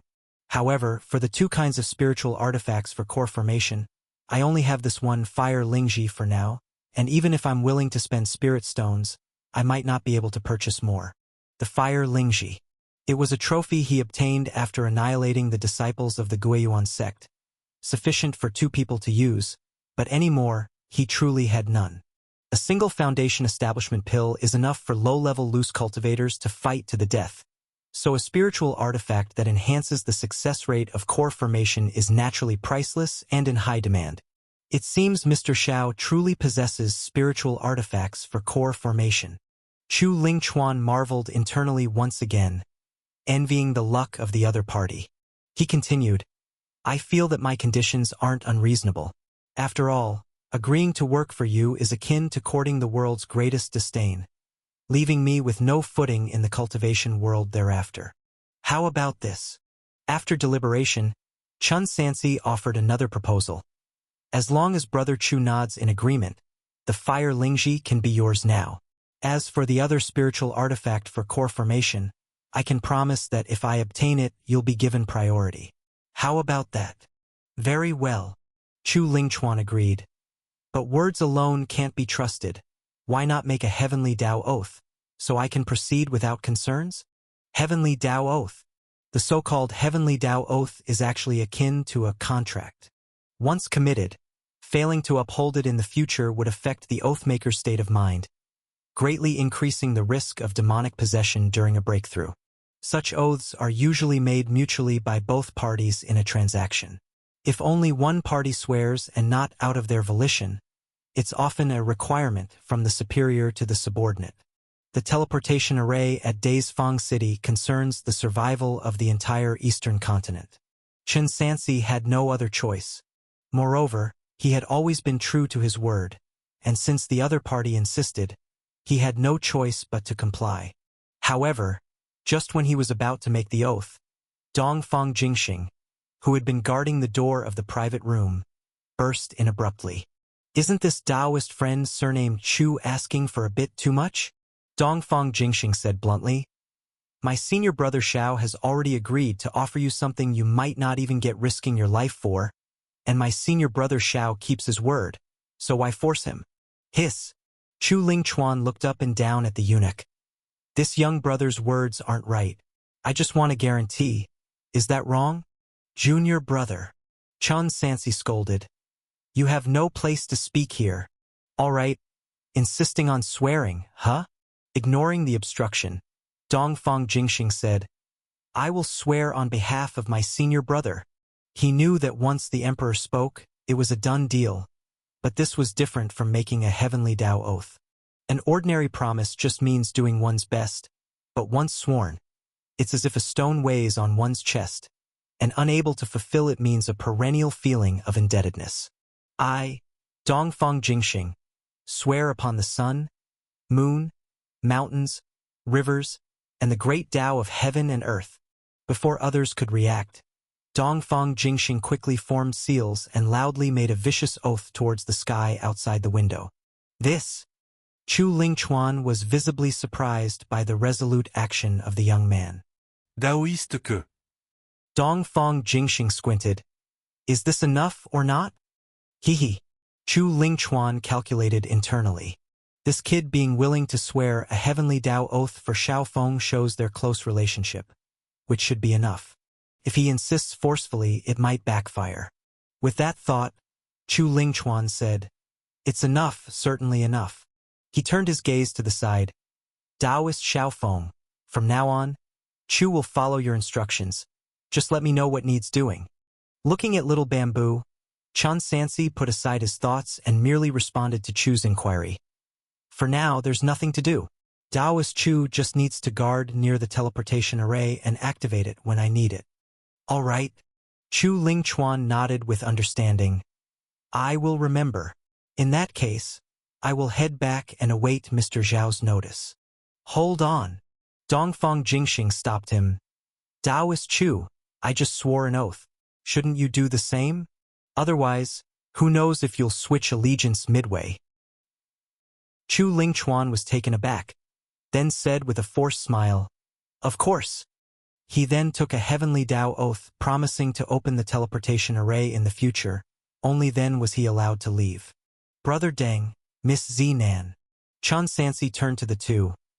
I wonder if the two of you would be willing to collaborate with me again, and I mean a long-term collaboration. Long-term. Knowing the other's true identity, Deng Wuchang naturally understood the meaning. There's no rush for that. Chen Sansi said, Give me a reply after a year. Skywall City still needs external cultivators. But to get the other's agreement, it seems the Great Han must survive the crisis to come first. In that case, we shall take our leave. Deng Wuchang and Zinan left one after the other. Inside the room, only Chen Sansi and the eunuch remained. Thud. Dongfang Jingxing heavily knelt on the ground. This slave deserves death. Oh. Chen Sansi looked at him, intentionally asking, What crime have you committed? This slave should not have presumptuously made decisions, swearing on behalf of your majesty. Dongfang Jingxing gritted his teeth and said, I just couldn't stand seeing that cultivator with the surname Chu demeaning the imperial authority. If it weren't necessary to use him, I would have had him refined into the 10,000 soul banner. Seems you still know you acted presumptuously. Chan Sansi spoke with authority without anger. If he had been angered by you, wouldn't it have ruined the life and death plan of the divine continent? Please punish me, your majesty. Dongfang Jingxing heavily kowtowed. Do not repeat. Chun Sansi remained silent for a while, then spoke these 4 words after raising his hand high and lowering it gently, feeling a hint of gratification within. This child grew up with him from a young age, knowing to consider for himself. However, some rules must not be broken on the surface, or else the court will fall into chaos. This slave thanks your majesty for your mercy. Dongfang Jingxing thanked heavily. By the way, after walking a few steps, Chan Sansi supplemented, go notify General Wang and the others as I mentioned to you before, then gather near Dae's Fang City. The plan of luring the tiger away from the mountain can begin to be arranged. This slave understands. General Wang and the others are already prepared. Dongfang Jingxing paused. By the way, your majesty, Shangguan Siheng from the demon-slaying sect requests an audience. Shangguan Siheng? I know. Chun Sansi did not linger and left with large strides. When the 9 nether forbidden ground opened, the people from the demon-slaying sect were tracked by magic, forced to escape the Beiyang Road and only managed to shake off the pursuit after more than 2 years of hiding. As a result, when meeting again, even Hall Master Shangguan Siheng looked noticeably haggard. Brother Shangguan, it's been a long time. In the tea house in the workshop, Chun Sansi greeted him. Mr. Xiao, long time no see. Shangguan Siheng directly said, as far as I know, the day of the loosening of the heaven and earth seal is approaching. Have you and the people of the eastern continent thought of any good methods to deal with it? Not necessarily a good method, but it's worth a try. Chun Sansi asked, has your sect invited any helpers? To be honest, I've successfully contacted several seniors, but Beiyang Road is remote and blocked by heavenly water in the south and Kunlun Mountain. By the time they find the chance to come over, it will likely be after the ancient treasure activation of the day's main peak. Shangguan Siheng first sighed, then resolutely said, but don't worry. By notifying Qinlei, just say that our demon-slaying sect people will live and die with them. Even if we can't stop the sealing destruction, we'll make sure to let Xingyun sect's Shizhongzi lose some flesh. Chun Sansi calmly said, then I should thank the demon-slaying sect on behalf of Brother Chun. Like-minded, no need for gratitude. Shangguan Siheng shifted the topic. Beside this matter, these 2 years, we have found some new discoveries regarding the hidden forces of the demon cult in Beiyang Road. This time, they came to Beiyang Road to preach and lay out one aspect to respond to the right and demon war at the border, wanting to hold a grand ceremony, but mainly to obtain the clan treasure from the Bai family of Dusk Valley. That means, to conceal the news of the treasure, they're willing to undergo great turmoil to conduct a blood sacrifice to attract attention. But what exactly is the clan treasure in Dusk Valley? I haven't been able to figure out. Chan Sansi speculated, it is likely related to cultivating spirit plants, effects similar to divine with spirit liquid. Recently, the Bai family themselves are troubled by this matter. Told about the insider's information, Shangguan Siheng said, given that, Bai family might as well directly give the item to the demon-slaying sect. We can protect it. Chan Sansi bluntly said, Brother Shangguan is running around to save his own life every day. How can he be certain to protect a large family? True. Shangguan Siheng resumed the previous topic. This time in Beiyang Road. The demon cult hall master responsible for commanding secret operations is named Chao Dongjun, late-stage foundation establishment realm. This realm, neither high nor low, makes me feel there's something strange about it. If the clan treasure of Bai family really can make all cultivators in the world desire it, why would only Chao Dongjun have that certainty? Besides, a few years ago, before the 7 Kill sect came to Beiyang Road, they specially went to 10,000 Demon Country, spending many men to slay a pair of mother and child blood fiend Jiao. Not sure if there's any connection to the clan treasure. Mother and child blood fiend Jiao?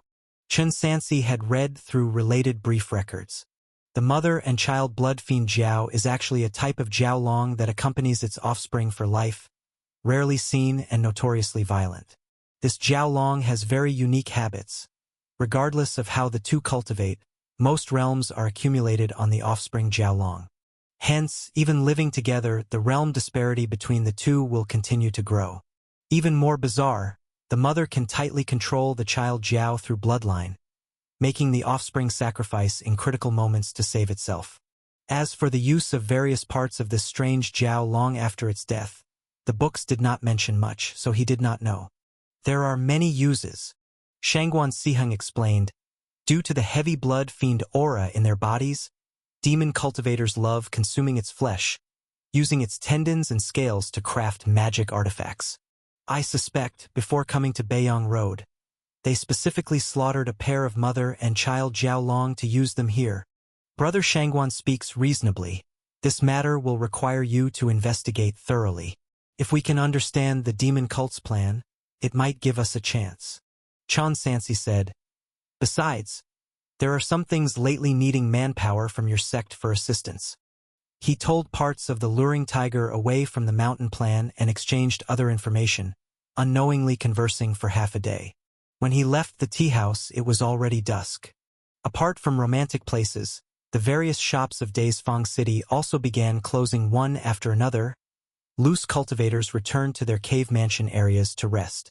Chun Sansi did not directly leave. He went to the residential area of mid-grade cave mansions, gently knocking on the door of a courtyard. Soon after, the door opened. A young man who looked no more than 18 or 19 came out. Grandfather, recognizing the familiar face, his eyes first flickered with joy, but then turned highly vigilant, holding a Dharma seal, questioning, Who are you? An old friend of Taoist Mo Zhu. Chun Sansi said calmly. Mo Lin seemed to realize something. His expression darkened. Did my grandfather pass away? Indeed, Chun Sansi confirmed. 2 years ago, he transferred most of Mo Zhu's remaining wealth to this young man. However, due to strict identity checks in the workshop, he often needed to use Mo Zhu's identity, so he had not publicized the news of death.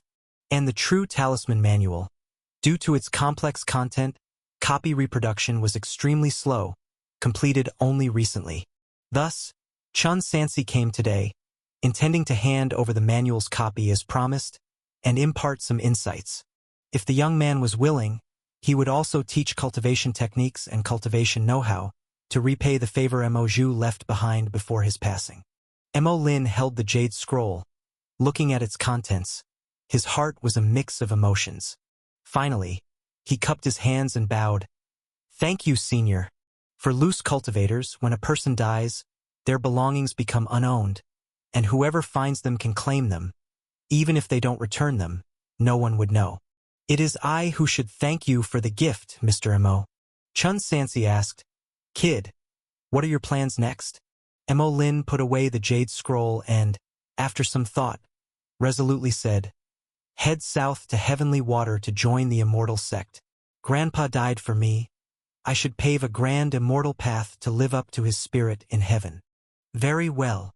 Chun Sansi knew that his qualifications were mediocre, and it would be difficult to stand out in the immortal sect, but he couldn't persuade him otherwise, so he handed over a note. If you ever find yourself with no way out, you can go here. On the note, it was written a tavern in Immortal City, a contact point for Skywall City in Beiyangdao. I will remember it, Mo Lin said respectfully. Take these as well. Chun Sansi handed over a few bottles of elixir pills, patted the other's shoulder, and then turned to leave. After leaving the workshop, he returned straight to Dusk Valley and went into seclusion for cultivation. Time flies, days and months pass quickly. Unconsciously, half a year had gone by. As various skills steadily improved, the realm of the immortal path grew. Cultivation technique. Swallowing fire technique.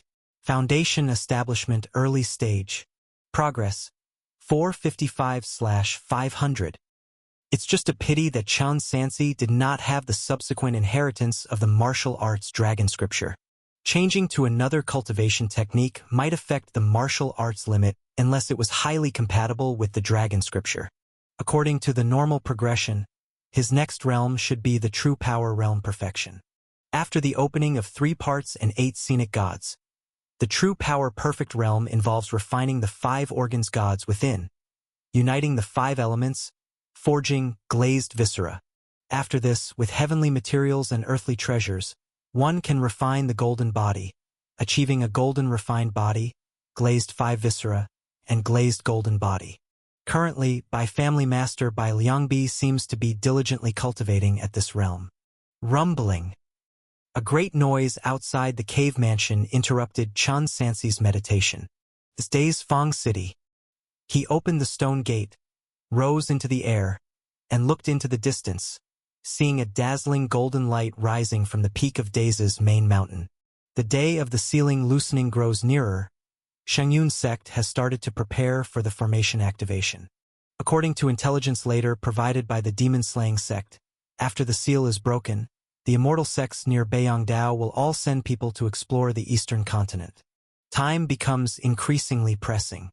However, regarding the demon cultivators' chaos in Beiyangdao, most areas have suddenly become eerily calm, revealing a strange atmosphere of a storm brewing.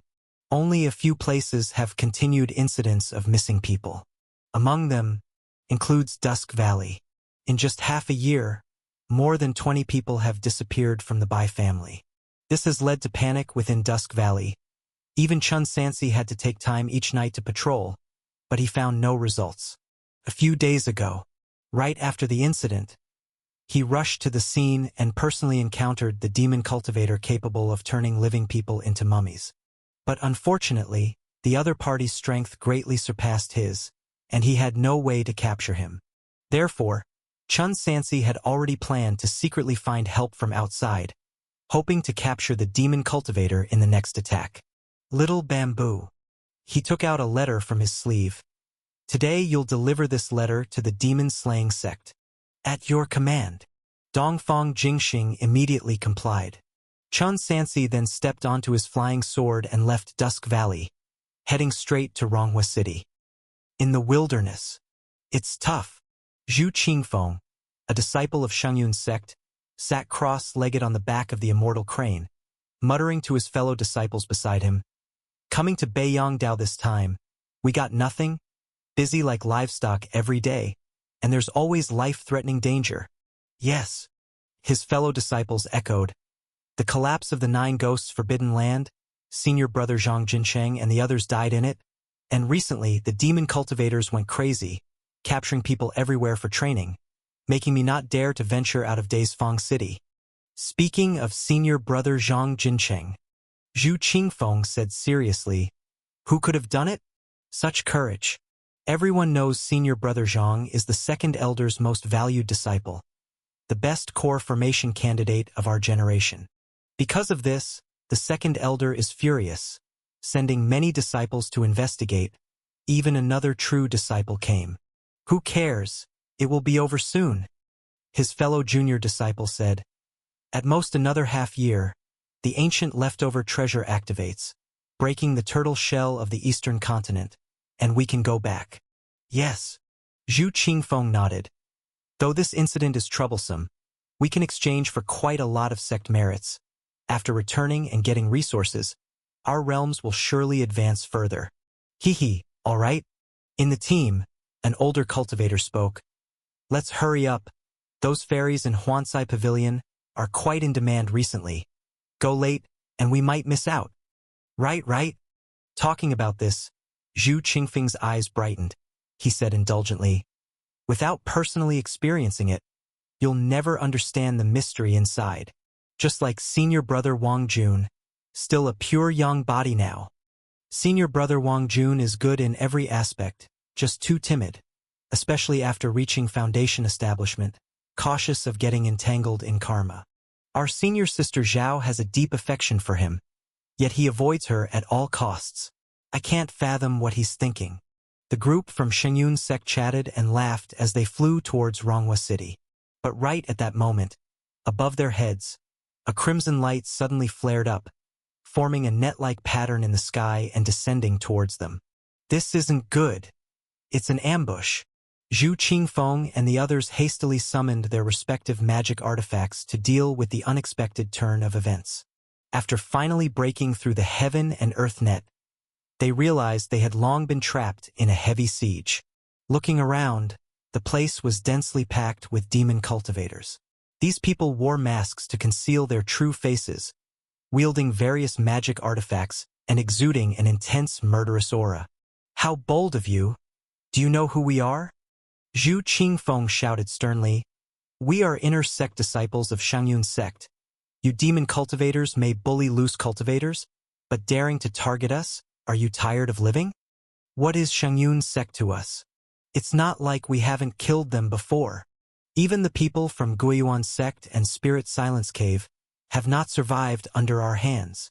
Without another word, the masked demon cultivators attacked fiercely. The disciples traveling together from Shangyun's sect were only 5 in total, unable to withstand the onslaught of dozens, and in an instant, perished. Only Zhu Qingfeng, gravely injured, managed to escape by mere luck, fleeing toward the main peak of the Grand Marsh, crying out in despair. "Retreat!" The ghost-faced cultivators had no intention of pursuing. They quickly cleaned the battlefield and dispersed, disappearing without a trace. Grand Marsh main peak. Booming.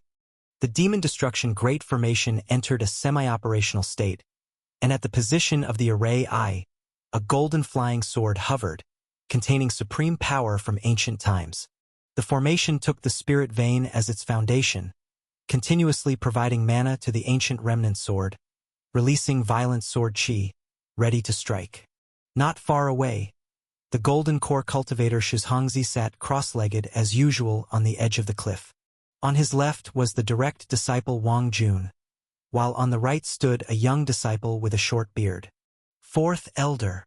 The young disciple first bowed respectfully, and then urged, "Master has sent a message again, hoping that the elder can quickly find the murderer of junior brother Zhang." Shizhongzi slowly opened his eyes. "Peng Rue, I know your master is heartbroken over the loss of his beloved disciple, but can this wait for a more appropriate time? At present, the operation of the Demon Destruction Great Formation is at a crucial stage, and I truly cannot leave." "The fourth elder is right," Peng Rue said tactfully. "But recently, the actions of demon cultivators in Beiyangdao are indeed peculiar. If we don't resolve them, who knows what might happen next, potentially affecting significant matters too." Shizhongzi couldn't deny this. The demon cultivators in Beiyangdao were clearly organized and premeditated and couldn't be considered aimless massacres. Moreover, Beiyangdao wasn't too far from the western border. Amidst ongoing conflicts, who knew if there was a connection? While contemplating countermeasures, his divine sense detected someone approaching. "Fourth Elder, it's me, it's I, your disciple."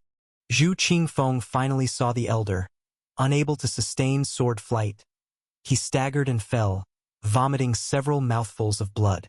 "Junior brother Zhu?" Wang Jun hurried forward. "What happened to you all?" Seeing Zhu Qingfeng about to pass out, Shizhongzi flicked his finger, sending an elixir pill into his mouth, then cast a spell to adjust his condition. After a long while, the disciple finally recovered. His breathing gradually stabilized. "Go on, tell us." Shizhongzi said. "What happened?" "It was demon cultivators." Zhu Qingfeng, though emotionally agitated, spoke weakly. "Today, while patrolling outside Ronghua City with senior brother Li and others, we suddenly encountered a large group of demon cultivators." He recounted the events a short time ago in detail. "By your account, they likely are the ones who killed junior brother Zhang?" Peng Rue inquired. "Where exactly?" After extensive questioning, he clasped his hands. "Fourth Elder, with such a large number of demon cultivators acting together, someone will surely leave clues. If you can't spare the time, please send some senior brothers my way. I will go investigate immediately. Perhaps I will gain something." Shizhongzi pondered for a moment and, knowing he couldn't prevent it, had to agree. "All right, I will leave this matter to you, But you must be cautious and prioritize your own safety above all else. The disciple before him, though not exceptionally gifted, was the last blood descendant of the only remaining supreme elder of Shangyun's sect. Yet, he had a good relationship with Zhang Jincheng and insisted on getting involved in the matters of Beiyangdao. Wang Yun. Shizhongzi added, "Your character is stable, and I trust you to handle this. In the coming days, you will assist Peng Rue with his investigation." Wang Jun hesitated for a moment, then could only agree, "Understood, disciple." Meanwhile, in the desolate mountain among mortals, inside a dilapidated ancient temple, "Rest assured, your majesty, the matter is settled." Sima Yao detailed the course of events. "Good," Chan Sansi said in a deep voice. "Proceed according to the original plan. Release a bit of information each time, and lure them here step by step. To target the main peak of days, you must find a way to deal with the trouble of the Golden Core Cultivator." Next, he would advance steadily, attracting a large number of Shangyun sect disciples into the pre-prepared ambush. By then, no matter how cautious Shizhongzi was, he could hardly turn a blind eye, and as long as he moved, Chun Sansi would have a chance to act against the main peak of days. Moreover, according to the information he gathered, Zhang Jincheng, who previously died at the hands of the blind woman, had a notable status within the sect, and Peng Rue, who came to avenge him, had blood ties with the supreme elder of Shangyun sect. These factors slightly increased the probability of success. The rest was left to human efforts, under the will of heaven. Once arrangements were made, Chun Sansi continued without rest to meet the demon-slaying sect as scheduled, secretly infiltrating into Dusk Valley after dark. Shangguan Siheng was truly at the late-stage foundation establishment. With his assistance here, if that demon cultivator dared to appear again, he certainly wouldn't escape easily. After several days of waiting, nothing happened in Dusk Valley. Until the 5th day, around the 2nd watch, Chun Sansi, hidden in the night sky, suddenly heard a commotion in the southeast corner of the valley. Taoist Shangguan quickly. As he spoke, he was already diving towards the ground. "Here. Is it Elder Bai's cave mansion?" With a sword, Chun Sansi cut open the door and rushed into the training room, witnessing a bloody scene. A tall and robust figure stood in the dark, as mighty as a tiger. His right hand tightly clutched Elder Bai's neck, lifting him high, absorbing strands of blood essence from the corpse into his body. Moonlight spilled into the room, revealing that the demon cultivator's arms were covered in dense scales, and his palms sported vicious claws, evidently no longer resembling the human race cultivator, but more like the legendary demon cultivator. Bang! The demon cultivator, long aware of someone's approach, stepped back like a gale after completely draining the corpse, swiftly breaking through the window to escape. "Wretched beast! Meet your end!" Shangguan Siheng, well prepared, clasped a spell, casting it as a flying sword gleamed with azure light, and with formidable mana, it smashed down like a sea. The demon cultivator crossed his arms to protect his heart, the scales on his body clashing against the flying sword, emitting clear metallic sounds, retreating several steps under the impact. 9-foot heaven incline. Chun Sansi wielded the Xian Yuan sword, explosively unleashing water element true power, crashing onto the opponent like raging waves. Boom! The demon cultivator retreated again, his iron-hard body directly shattering the cave mansion walls, though shielded by formations. But at the same time, the black hood covering his face also fell off, revealing his true appearance. Family head Bai? The face hidden beneath the demon cultivator's bamboo hat was covered in fine dark blue scales. The facial features were distorted and beast-like, the pupils long replaced by a blood-red glare, resembling a blood-colored lantern in the darkness. Underneath the mask, however, a familiar appearance was revealed. It was none other than the Bai family master, Bai Liangbi. Family head Bai?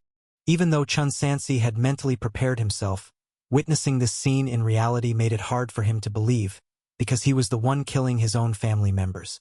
Of course, one possible scenario is that Bai Liangbi was controlled by someone using special means, just like during the incident in Liangzhou. Boom! The now inhuman Bai Liangbi suddenly attacked, his body like a giant boulder launched by a catapult, wrapped in blade-like evil qi and gang wind, charging forward. He had already reached the true power perfect realm. Such brute force was nearly unstoppable. Trap! Shangguan Siheng waved his hand, summoning sturdy rock walls around his opponent to confine him. However, it was only a brief obstruction before the walls shattered explosively. Boom! Bai Liangbi and Shangguan Siheng's flying swords clashed, both stepping back several steps, but this gave him a chance. He leaped and entered the night, riding the gang wind. Chun Sansi controlled his sword to give chase, hands continually forming seals, casting, wind-splitting seal, repeatedly, greatly increasing his speed to close in on the demon cultivator. When reaching near the canyon surrounding Dusk Valley, he suddenly grasped an array plate from his pocket and activated it with mana. In an instant, countless golden iron chains erupted from the mountains like serpents hunting, intent on tearing the demon cultivator to pieces. Sky slaughter breathing technique. Bai Liangbi didn't dodge or evade, letting his inner Jingshin fully awaken, converting vast spiritual power into majestic true power. He mustered strength in his claws and pushed forward fiercely, whipping up a storm that eradicated the golden chains entirely. But the delay allowed Shangguan Siheng to catch up, first offering a sword to stab at the opponent's forehead, then using the distraction to pull out a sapphire talisman from his storage bag, pinching it between two fingers, murmuring incantations, and finally shouting, "Suppress!" The sapphire talisman enlarged abruptly in midair, transforming into a giant pagoda towering toward the sky, crashing down to crush the insignificant ant-like demon cultivator. A talisman made from the Linglong pagoda. Boom! Accompanied by deafening noise, Bai Liangbi fell straight down from high in the sky, heavily striking the mountain, causing landslide and cracks. Chun Sansi followed closely, unleashing extreme divine power, each strike from his Shenyuan sword containing boundless sword Dao. He and Shangguan Siheng attacked from either side. After a dozen exchanges, Bai Liangbi finally fell into a disadvantage, brutally struck and sent flying like a broken kite, crashing into the ground, creating a meteor-like crater 100 feet away. Family head Bai. Chun Sansi pressed forward with his sword. "Where are you trying to go? Shouldn't you explain yourself? Mr. Shao, be careful." Shangguan Siheng's voice sounded in his ears.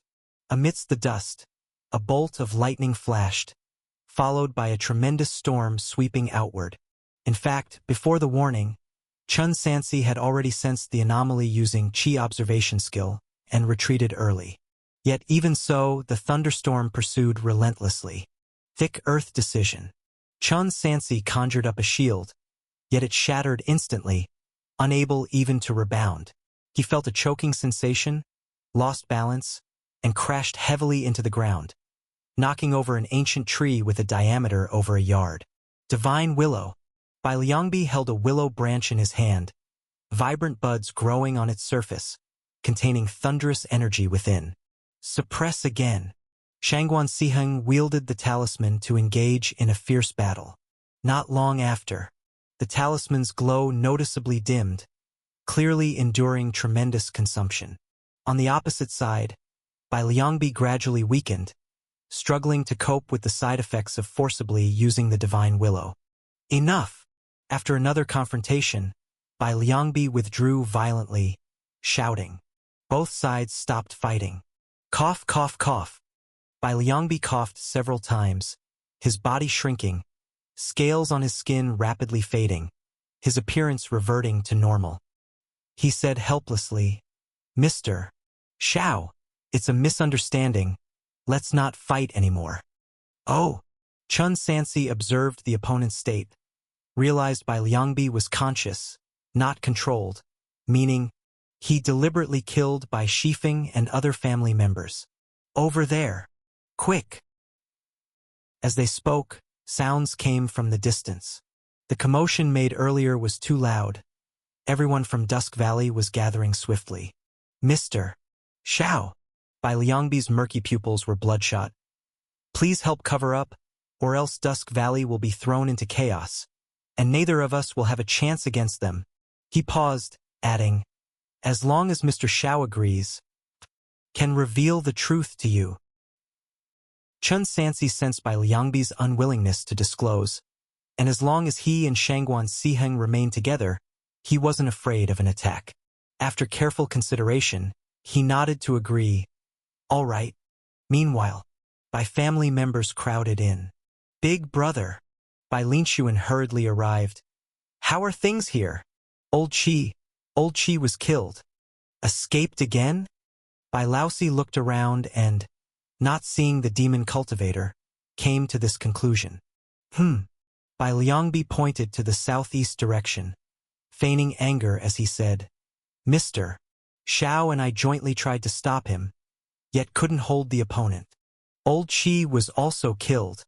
Bai Laosen gritted his teeth in anger. Fine, then we'll all die together. Follow me to pursue. As he spoke, he led the group straight towards the southeast. The other family members dispersed, searching for traces nearby. As for the outcome, it was naturally fruitless. Only after several days did Dusk Valley return to calm, but it was also eerily silent. Boom! Only the demon suppression Great Formation atop the main peak of Dezay would occasionally shoot out a beam of light into the sky, producing a thunderous roar, breaking the silence of Dusk Valley. Inside the family head's cave mansion. Mr. Xiao, please have a seat. Bai Liangbi actively poured tea and water, while asking, I do not know the name of your friend, nor what kind of cultivator he is. Demon-slaying sect, Shangguan Siheng. Shangguan Siheng replied briefly. It turns out he's from the demon-slaying sect. Bai Liangbi nodded. Family head Bai, can we speak frankly now? Chan Sansi said straightforwardly. I guessed you were cultivating a demon technique through the elixirs I refined, but I never imagined the ones being used as furnace tripod objects were your own father and brother. Bai Liangbi's arm trembled, causing the tea to spill onto the table. He remained silent for a long time before speaking slowly. It was father who asked me to do it. Senior Bai asked it himself? Chun Sansi expressed disbelief. Why? Bai Liangbi put down the teapot, gazing at the tabletop, lost in memory as he recounted the events. Years ago, while handling affairs outside, I captured a demon cultivator by chance, acquiring a set of demon cultivation method and a portion of dragon blood from him. This martial arts demon cultivation method is called blood refining method, capable of transforming oneself by merging high-grade demon blood, then rapidly enhancing cultivation using blood refining. What is called blood refining, as you witnessed, is absorbing living people into dry corpses. The closer the blood relation, the more similar the cultivation technique, the better the effect. Long ago, I began cultivating this method. But back then, I merely impersonated a disciple of the Seven Kill sect to raid opposing family clans or demon suppression department personnel without ever intending to target my own. For the Bai family still had hope. If the Qingshu sect agreed to admit the Bai family, we could relocate our entire clan, moving far from Beiyangdao, away from danger. Yet, later, as Mr. Xiao knows, the Qingshu sect was unwilling to handle this matter.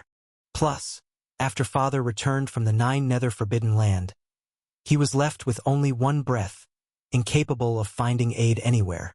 Should something happen to father, and the Bai family can't produce a true power perfection martial artist, it would perish silently. Thus, father's dying wish was for me to use the blood refining method on him. As for old Qi, saying this, Bai Liangbi's voice trembled slightly, yet his tone was resolute and angry. They deserve to die. Mr. Xiao knows nothing. Old 5 and Old Qi have been colluding with Demon Suppression Department personnel these past few years, repeatedly attempting to steal the clan treasure to offer to those people. This is the foundation of the Bai family. If the foundation is destroyed, then the Bai family would no longer exist. It was they who first violated the ancestral rules, defying family law, so as the family head, I must cleanse the household. Using them to cultivate a demon technique is actually a form of redemption. Now that things have come to this point, I have achieved true power, great perfection. With all the necessary materials ready, it won't be long before I break through to the mud sculpture golden body realm. By then, I won't need to fear Shizhongzi. So, in the coming days of my seclusion, I ask Mr. Xiao to help guard. As long as I successfully break through, in the future, I can help you eliminate your enemies. After understanding the whole story, Chun Sansi nodded slightly, still feeling that something was strange, but couldn't pinpoint the reason immediately. Going around in circles is actually still for the clan treasure of the nobles. He asked, "Family head Bai, can you disclose some details to make it clear in my mind?" Bai Liangbi hesitated for a long time and finally slapped the table. "Well, at this point, there's nothing to hide from Mr. Xiao.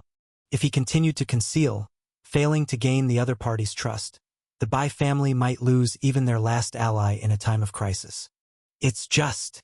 Bai Liangbi glanced at the person next to him. "I'm sorry to this Mr. Shangguan, but I can only trust Mr. Xiao alone." Hee. Shangguan Sihing laughed awkwardly. "No problem. I'm curious but not desperate to know. Just a favor to ask.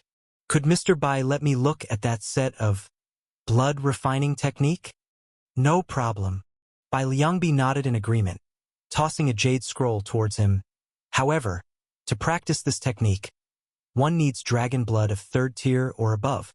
Even if you learn it, you won't be able to cultivate it." "No worries." Shangguan Siheng picked up the jade scroll and began to focusly browse the contents. "Then I'll ask Mr. Shangguan to wait here, and we'll be back soon. Mr. Xiao, please follow me." Bai Liangbi left the cave mansion, leading the way ahead. The two left the residential area of Dusk Valley and came to Medicine Valley. "Mr. Xiao, has your cultivation path been difficult?" Bai Liangbi asked abruptly while walking, then continued without waiting for an answer. "The rise of my Bai family is actually a matter of the recent decades. At first, Bai family members were merely lowly merchants and laborers among mortals, struggling even to fill their stomachs, let alone cultivate. It wasn't until an ancestor, by chance, acquired a set of wind-breaking sword skill that they truly embarked on the path of cultivation. But that was just the lowest level of martial artist. It took 6 generations of efforts to nurture a true power warrior, allowing entrance into the demon suppression department to become a minion. For families like us, barring accidents, even if we strive for another 100 or 1,000 years, at most, we might only become silver token demon suppression guards. But who would expect? An enormous opportunity suddenly fell upon my grandfather, allowing the Bai family to rapidly grow and establish themselves in 50 years, later coming to Beiyang and seizing a spirit vein to stabilize their position. This enormous opportunity is hidden within the Medicine Valley. It seems, Chun Sansi said slowly, the clan treasure of the nobles is indeed more precious than the divine wood spirit liquid. Do you know why the demon suppression department, the Li family, or even the 7 killing sect, although eyeing the treasure covetously, dare not openly attack Dusk Valley? It's because once this item appears, not only the Golden Core sects but also Nascent Soul and even Heavenly Water Saint sect would come to snatch it. By then, no one can get it. As they spoke, Bai Liangbi had already passed through the medicine garden, entering denser woods, pushing aside a large patch of spirit grass to reveal an extremely concealed stone gate of an underground cave mansion. Buzz! The stone gate opened, and the narrow corridor inside was unlit. It's inside. Bai Liangbi was the first to enter. Chun Sansi touched his storage ring and fully activated the Qi observation skill to cope with unexpected situations. Even if family head Bai ambushed him seemed unlikely, he still had to be on guard. "Mr. Xiao, I have a question for you. As people pursuing the path of cultivating immortality, we seek nothing but longevity equal to heaven and earth. Initially, we should harmoniously help each other. So why is there constant killing and chaos?" Bai Liangbi answered himself, "It's resources. Between heaven and earth, the spiritual energy is limited, and the heavenly materials and earthly treasures for supporting cultivation are even scarcer. To seek the great path, one can't help but strive and seize. What I want to show you can create infinite heavenly materials and earthly treasures. It's called Earth. Emperor's breath soil? Chun Sansi once saw related records while perusing ancient texts. The Emperor's breath soil is said to be earth that grows with infinite breath. To explain it in simpler terms, it is endless soil capable of infinite expansion. Legend has it that in ancient times, when a demon god unleashed a flood upon heaven and earth, the human race's immortal emperor used Emperor's breath soil to resist it. Later, some even used it to forge weapons and cities. However, he couldn't quite understand what connection it had with the creation of endless heavenly materials and earthly treasures. You're talking about the later earth soil. Bai Liangbi discerned his thoughts. But I'm talking about the Emperor's breath soil. Emperor's breath soil? Chun Sansi was puzzled. The Emperor and later earth are the laws of heaven and earth. It is said that when the heavenly Tao first collapsed, they each transformed into a type of breath soil. And my Bai family's clan treasure is one of the two types, the Emperor's breath soil. As they spoke, they encountered another stone gate. Taoist, please take a look. Wong long long. Bai Liangbi suddenly pushed open the stone gate with both hands, and a vast, boundless sea of clouds suddenly appeared in view. Indeed, a sea of clouds. Who would have thought that beneath this dusk valley, there lies another heavenly dome? Looking out, auspicious clouds cover the sky, mist rising like vapor, resembling an earthly paradise. Standing amidst it, Chun Sansi couldn't differentiate whether he was in an underground chamber or a celestial world. What amazed him even more was that various spirit plants grew in the sea of clouds, each exceedingly precious. Among them, a large number of extremely hard-to-grow, undying grass was included. How were they planted? Chun Sansi bent down and reached out to explore the ground, but he didn't touch any soil, only felt strands of coolness. These spirit plants were actually planted on the clouds. Emperor's breath soil can also be called the Emperor's cloud sea. Bai Liangbi explained leisurely, its function is similar to divine with spirit liquid, greatly enhancing the growth speed of spirit plants. The key point is, it can grow infinitely large. Infinitely large? Chun Sansi speculated. You mean that this sea of clouds can expand outward just like later earth breath soil, continuously growing? Correct. The area expanded by the sea of clouds can all be used as spirit fields. It's just that the maturation effect will weaken with increasing distance from the core area, but it's still a prime spirit field. Bai Liangbi clasped his hands behind him. That's why I said having Emperor's breath soil is almost like having endless resources. I see. Chun Sansi gazed into the distance. The core area that the family head Bai mentioned refers to? Follow me. Bai Liangbi lightly tapped his foot and took to the air, carried by the wind. Amid the pervasive cloud and mist, he seemed to be riding on clouds, like an otherworldly immortal. Chun Sansi followed closely. Though Emperor's breath soil can expand infinitely, due to the Bai family's constraints, its actual area was not large, and they soon reached the very center. Amidst a vast sea of white clouds, there was a cluster of 7-colored auspicious clouds, on the surface of which grew a crimson spirit plant resembling a flying snake. Crimson feather flying snake grass. Also a precious heavenly material, typically used by martial arts practitioners to break through the golden body realm bottleneck. And this crimson feather flying snake grass appeared to be over 2,000 years old. This cluster of 7-colored auspicious clouds is the core of Emperor's breath soil. As long as it's placed anywhere with spiritual energy, it can expand infinitely. Planting heavenly materials on it allows them to grow as if continuously nourished by divine with spirit liquid, and it's infinite. My father's 10,000-year divine willow was cultivated here, and if not for time constraints, it could have been cultivated to an even longer age. Bai Liangbi spread his arms in presentation. As Mr. Xiao sees, for our Bai family, no matter how precious the spirit plant, as long as we obtain a seed, we can cultivate it into maturity. No wonder.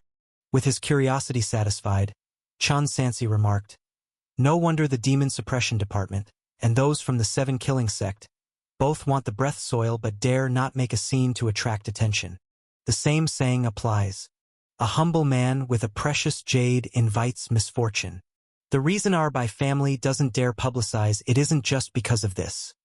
It also has to do with the origin of the yellow heaven soil. Bai Liangbi recalled, "Back then, when my Bai family ancestors were still employed in the demon suppression department, during a journey to capture a robbery cultivator who committed a murder, they encountered a duel between great powers of the heavenly sect. The two powers eventually perished together, their life-bound ancient treasures shattered, leaving only an extremely weak residual soul. A soul so feeble it could dissolve at any moment, carrying the emperor's breath soil and fleeing." Chun Sansi understood his meaning. In other words, the emperor's breath soil was a treasure the great powers of the heavenly sect paid a tremendous price to find, only for the Bai family to reap an enormous windfall. Letting the major heavenly sects know would certainly lead to seeking revenge. This is likely the reason the Qingshu sect also dared not take possession of the emperor's breath soil. Not many years after acquiring the emperor's breath soil, my Bai family left the demon suppression department and established our residence in the North Yang Path. Bai Liangbi continued, "Of course, having heavenly materials and earthly treasures isn't enough. An alchemist is needed to refine it into consumable elixir pills. Therefore, my grandfather invited his sworn brother Si Kutu here to become our family's alchemist. With joint efforts, it wasn't long before my grandfather reached the true power-perfect realm. Only that. Yet there is no subsequent inheritance. Like Mr. Shao, our Bai family does not have a golden body realm cultivation technique. Therefore, my grandfather began to search everywhere for cultivation techniques.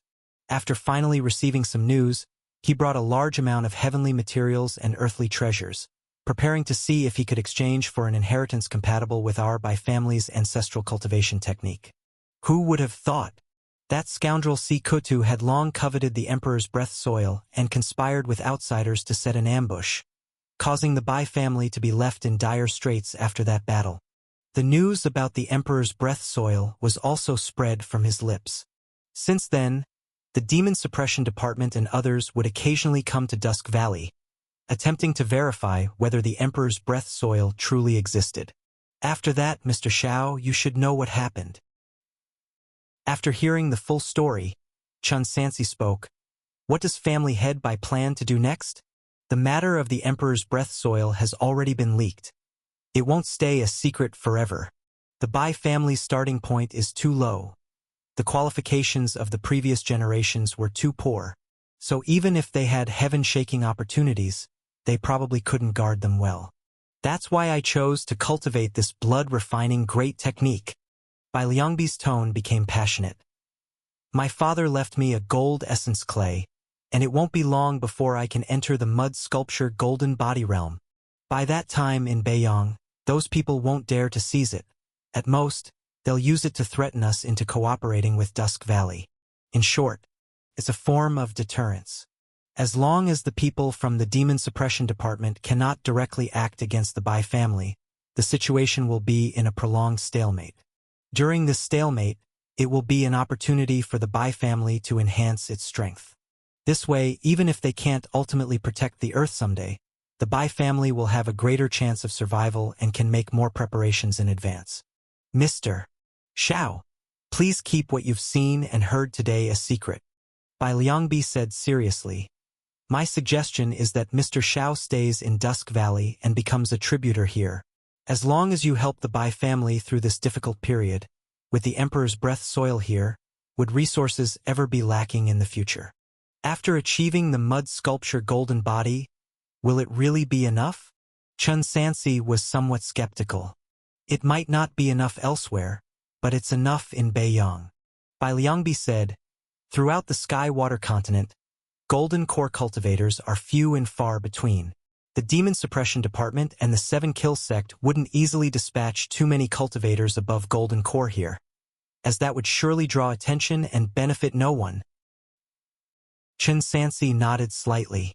If the situation in Beiyang can indeed be stabilized as family head Bai says, it would indeed be a good thing for him.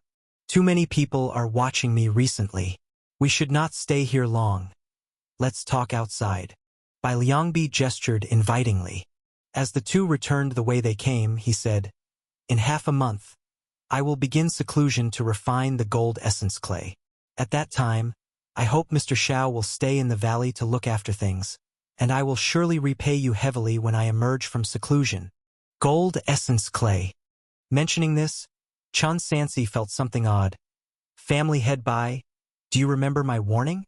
Of course I remember, but I still hold my stance. Bai Liangbi firmly stated, there's no problem with gold essence clay. That's not right. Chun Sansi shook his head, his expression becoming grave.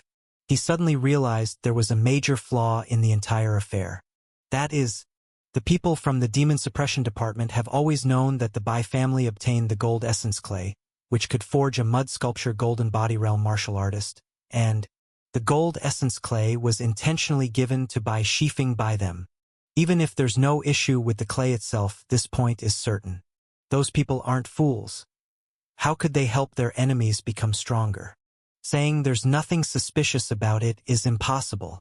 Perhaps they're merely using the gold essence clay as bait to attack my father? Bai Liangbi analyzed. To them, my father was already a dying flame. Even if he got the gold essence clay, breaking through was impossible.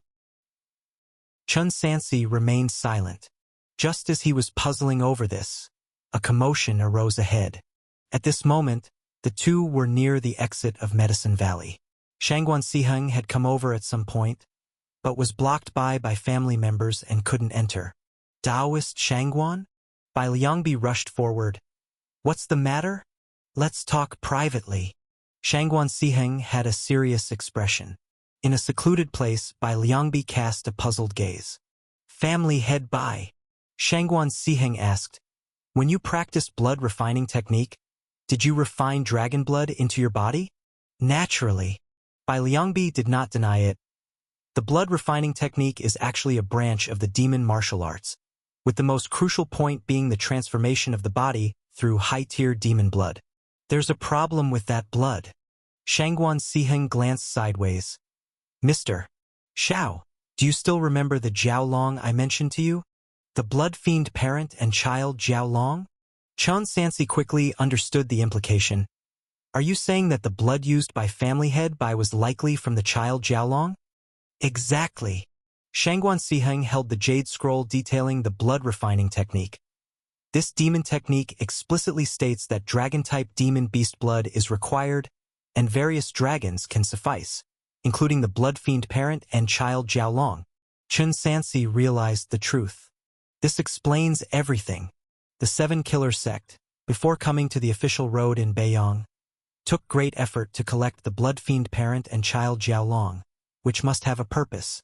And it's very likely that Bai Liangbi obtained the blood refining technique due to their arrangements. Is this possible? Bai Liangbi was skeptical. The demon cultivator I captured was not from the Seven Killer Sect, and even acquiring the blood refining technique and dragon blood required significant effort, not like a deliberate trap. Taoist Shangguan. Chun Sansi asked, do you have any method to verify if family head Bai's dragon blood is from the blood fiend parent and child Jiaolong? Shangguan Siheng shook his head. Once the blood is in the body, after transforming and merging with the meridians and viscera, it is impossible to determine. Chun Sansi discussed, if this is true, what consequences might arise? What is the Seven Killer Sect's intention? Is it possible that, like the parent Jiaolong itself, the blood is intended to harm family head Bai? Shangguan Siheng replied, possible, but uncertain. Family head Bai. Chun Sansi warned, you must stop practicing this demon technique. Taoist, what are you saying? Bai Liangbi watched their back and forth, feeling bewildered. Then slowly suspicion arose in his eyes. He squinted and spoke deeply. At this point, how can I stop? If I don't quickly break through to the golden body realm, how can I protect what I have? You must stop. Chun Sansi spoke bluntly. Family head Bai, this is likely a trap. At the very least, you should wait until things are clear. Bai Liangbi fell silent. After a long while, he started to retreat, pulling away from them, his tone becoming guarded. Mr. Xiao, are you worried that if I break through to the mud sculpture golden body realm, you will no longer be my match? What? Chun Sansi was at a loss, not understanding his meaning. You've known all along what's hidden beneath Medicine Valley, haven't you? Bai Liangbi questioned, talking about some nonsensical Jiaolong blood. I don't understand at all. You just fear I might obtain the treasure. Hence you won't let me break through, right? I have no such intention. Chun Sansi replied frankly. If I wanted, I could have taken action earlier in the underground chamber. That's because you both fear my divine willow that's been alive for a millennium. Bai Liangbi chuckled. Ha. It seems everyone is the same. When they see treasures, they cannot resist. I shouldn't trust you. You too have a heart full of schemes. Chun Sansi did not respond, simply looked sideways. Taoist Shangguan? Does blood refining technique also affect the mind? Shangguan Siheng answered. It will make the cultivator become violent, their nature growing closer to the type of dragon they use the blood of. Family head Bai.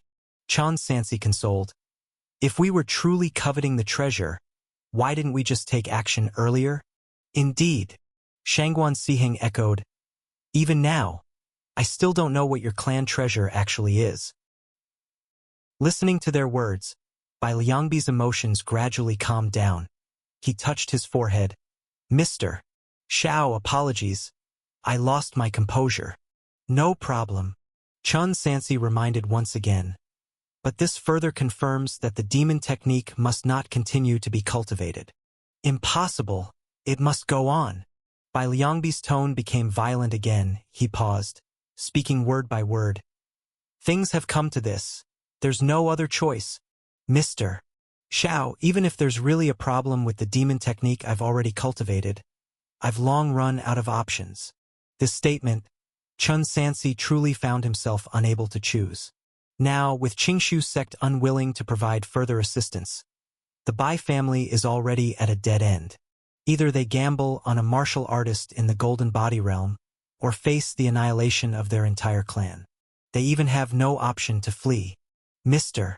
Xiao, Bai Liangbi said decisively, no matter what, I must cultivate the mud sculpture golden body, and if anything unexpected happens, I'll go down with them. That thing must return from where it came. It definitely won't fall into the hands of those bastards. So, please, Mr. Xiao, assist me. Chun Sansi asked, continuing to kill fellow clansmen? No. Bai Liangbi shook his head. It's enough already. I can start retreating at any time. Chun Sansi knew that anything said would be useless. In the end, he could only say, family head Bai, during your retreat, I can help watch over Dusk Valley, but afterwards, if you encounter any crisis due to cultivating the demon technique, or if the Bai family faces any danger, I will be powerless to assist. During the years spent at Dusk Valley, he indeed took quite a few resources from others. The tributor and guest elder, being external cultivators, originally were like taking money to do a job, him agreeing to assist as protector was already benevolent, owing nothing in return. Moreover, the time for the decisive battle is nearing. The demonic array on the main peak of Great Marsh is about to start. In half a year, not only does the Bai family face extinction, but the entire eastern continent is at a crucial moment of life and death. Until now, Chun Sansi has no great confidence in resolving this trouble, naturally lacking the extra energy to worry about the Bai family. All right, Bai Liangbi agreed resolutely. After I emerge from retreat, regardless, there's no need to trouble Taoist. Take this. This is my Bai family's family head token. With this token, during my retreat, Taoist may enter the medicine treasury and freely select heavenly materials and earthly treasures to use. Upon emerging, further thanks will be given. Clap. Chun Sansi accepted the token, silently agreeing. There's no time to lose. I'm going to prepare now. Bai Liangbi clasped his fist heavily and swiftly flew away. In fact, he could not fully trust anyone, including Xiao Feng. But Bai Liangbi had no choice. Besides him, in Dusk Valley, only old Tu Bai Linshuan is at the true power middle stage. Unable to bear the burden among everyone, He can only choose someone relatively more trustworthy, Xiaofeng, to help. If he chose the wrong people, then take the 10,000-year divine willow to perish together, and then publicize the earth, waiting for the holy sect to come and take it. Everyone on Beiyang Road, all brought to ruin. Chen Sansi watched the family head Bai's figure disappear and spoke to the demon-slaying sect hall master beside him. Shangguan, in the period ahead, please bring your sect's disciples to wait in Dusk Valley as well. We don't have much time left. Furthermore, trouble yourself further investigating the matters of the blood-refining great technique and the mother and child Jiaolong blood. Surely they are related to the Bai family's treasure. All right, Shangguan Siheng agreed. Chen Sansi, holding the family head token, began orchestrating activities within Dusk Valley. On one hand, tightening the defenses, on the other, gradually dispatching people hidden in Skywater Continent to infiltrate Dusk Valley, enhancing defensive power while bringing them closer to the main peak of Great Marsh, to respond to any sudden situations at any time. Prior to his retreat, Bai Liangbi had already informed within Dusk Valley. So regarding his arrangements, the Bai family members had no opposition, not even caring about the influx of strangers into Dusk Valley. Previously, Bai family members dared not associate with demon-slaying sect, Skywall City, due to reliance on Qingshu sect's power for clearing their name. But now it's a case of breaking the pot and throwing away the ladle. Wanting to increase survival chances, they have no choice but to cooperate with these willing-to-help forces. Chen Sansi went to the Bai family's medicine treasury, took several precious materials, preparing to refine a new batch of breakthrough elixirs to aid his quick breakthrough to mid-stage foundation establishment. In the ensuing months, Dusk Valley fell into an eerie silence. In the darkness, several figures, faces covered, came to the sky, gazing down at the brightly lit, heavily guarded Dusk Valley, fearing to approach rashly. What is going on? The hall master of Seven Kill Sect, Chao Dongjun, had a cold glint in his eyes. Where did so many people come from recently to settle in Dusk Valley? The 8th Prince of Great Song, Zhao Sun, spoke. Seems to be someone from demon-slaying sect.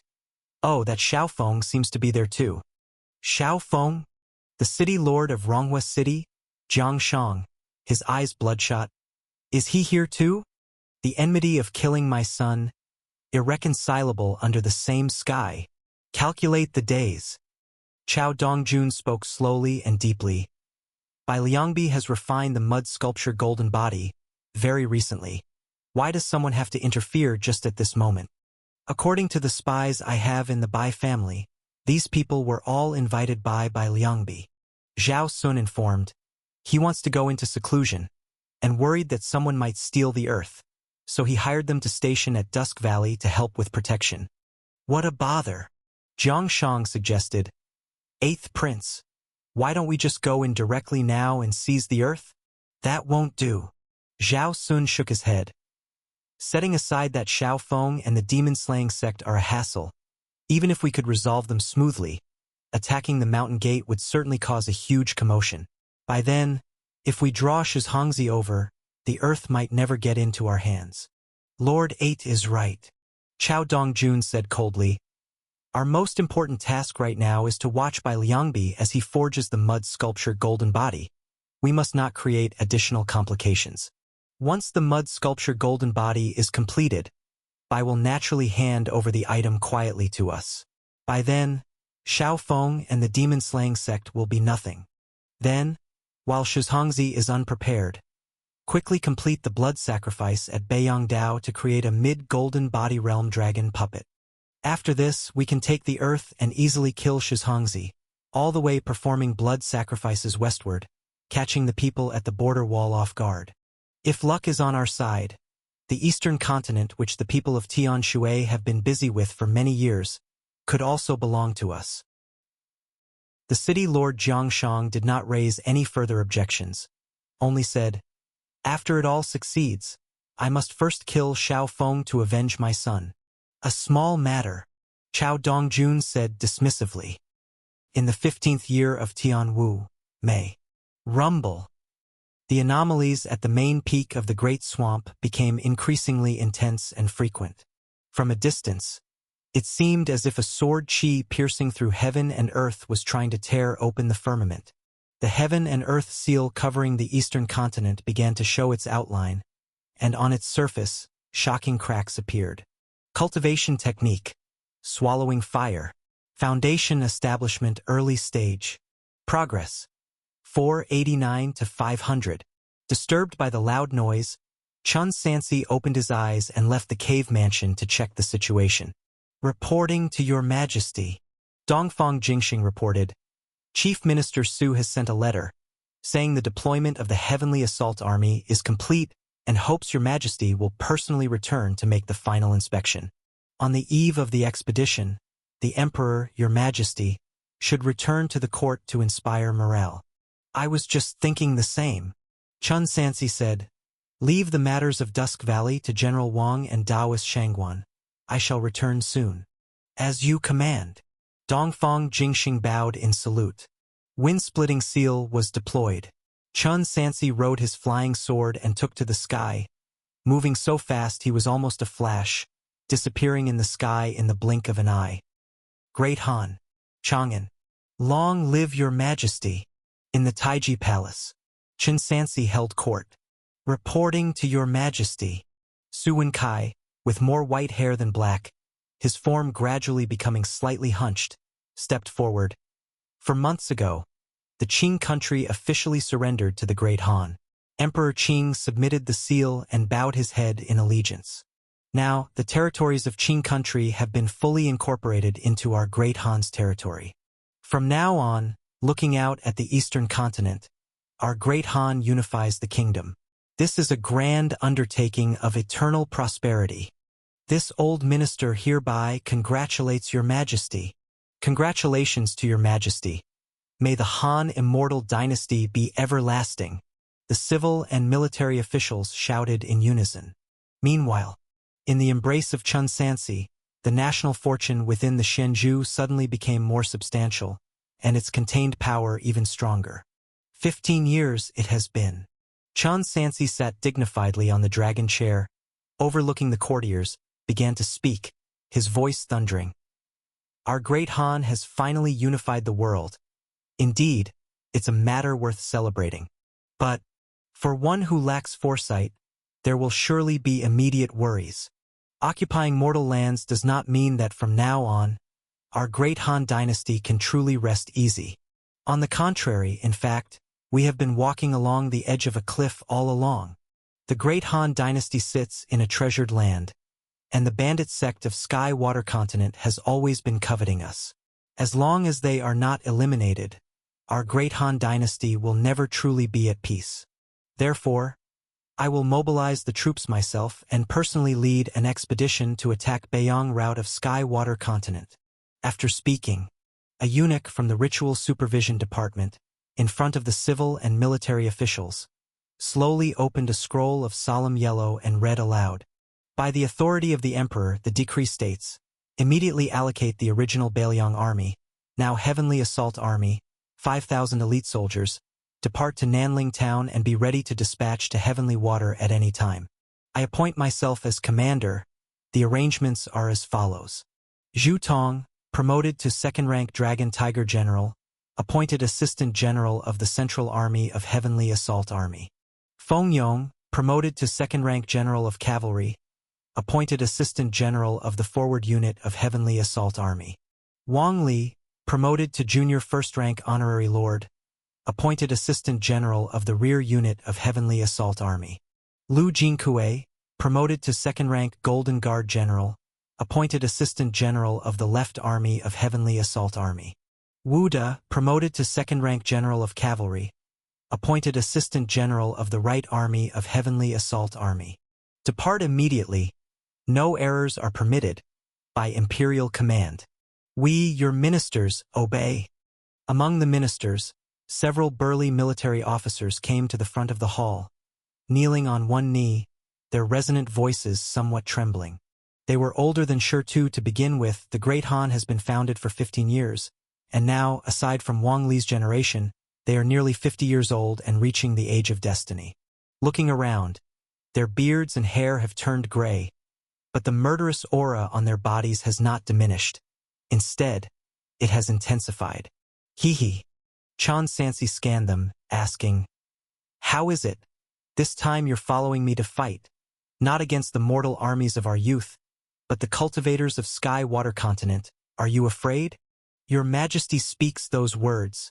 Who lives longer to become a coward?" Feng Yong said, "Never mind some cultivators. Even if your Majesty goes to kill actual immortals, Feng Yong won't flinch. Your Majesty, might I ask, when will the troops be dispatched?" Lu Jinkue said eagerly, "I can't wait any longer. If there's no battle soon, the sword at my waist will rust." "Right indeed," Zhu Tong exclaimed.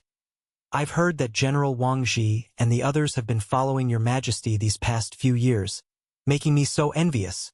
"Old Zhu, watch your words," Feng Yong reminded. "Now we're all wearing red official robes.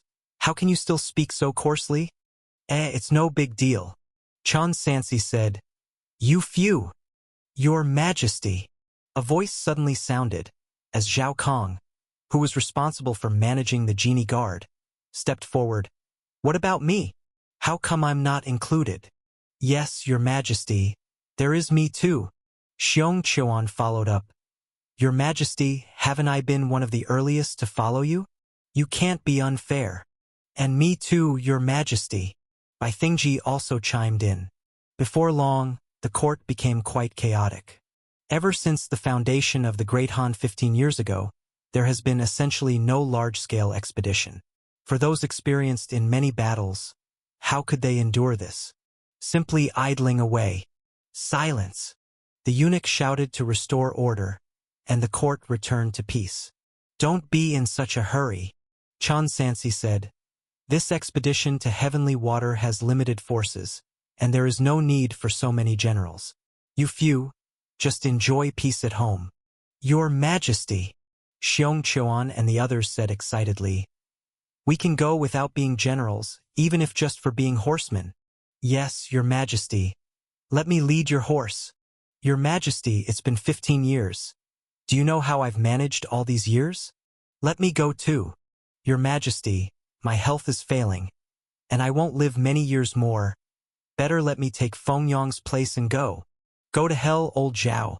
You were still taking concubines a few days ago. Think I don't know? Screw you." A temperament nurtured over half a lifetime, how could it change just by becoming a high official? The Piyang brothers started bickering again. Chan Sansi looked at the familiar old brothers before him. Memories of past bloody battles surged in his mind. For some unknown reason, a belief in certain victory spontaneously arose in his heart. "Fine, I permit you to go together,"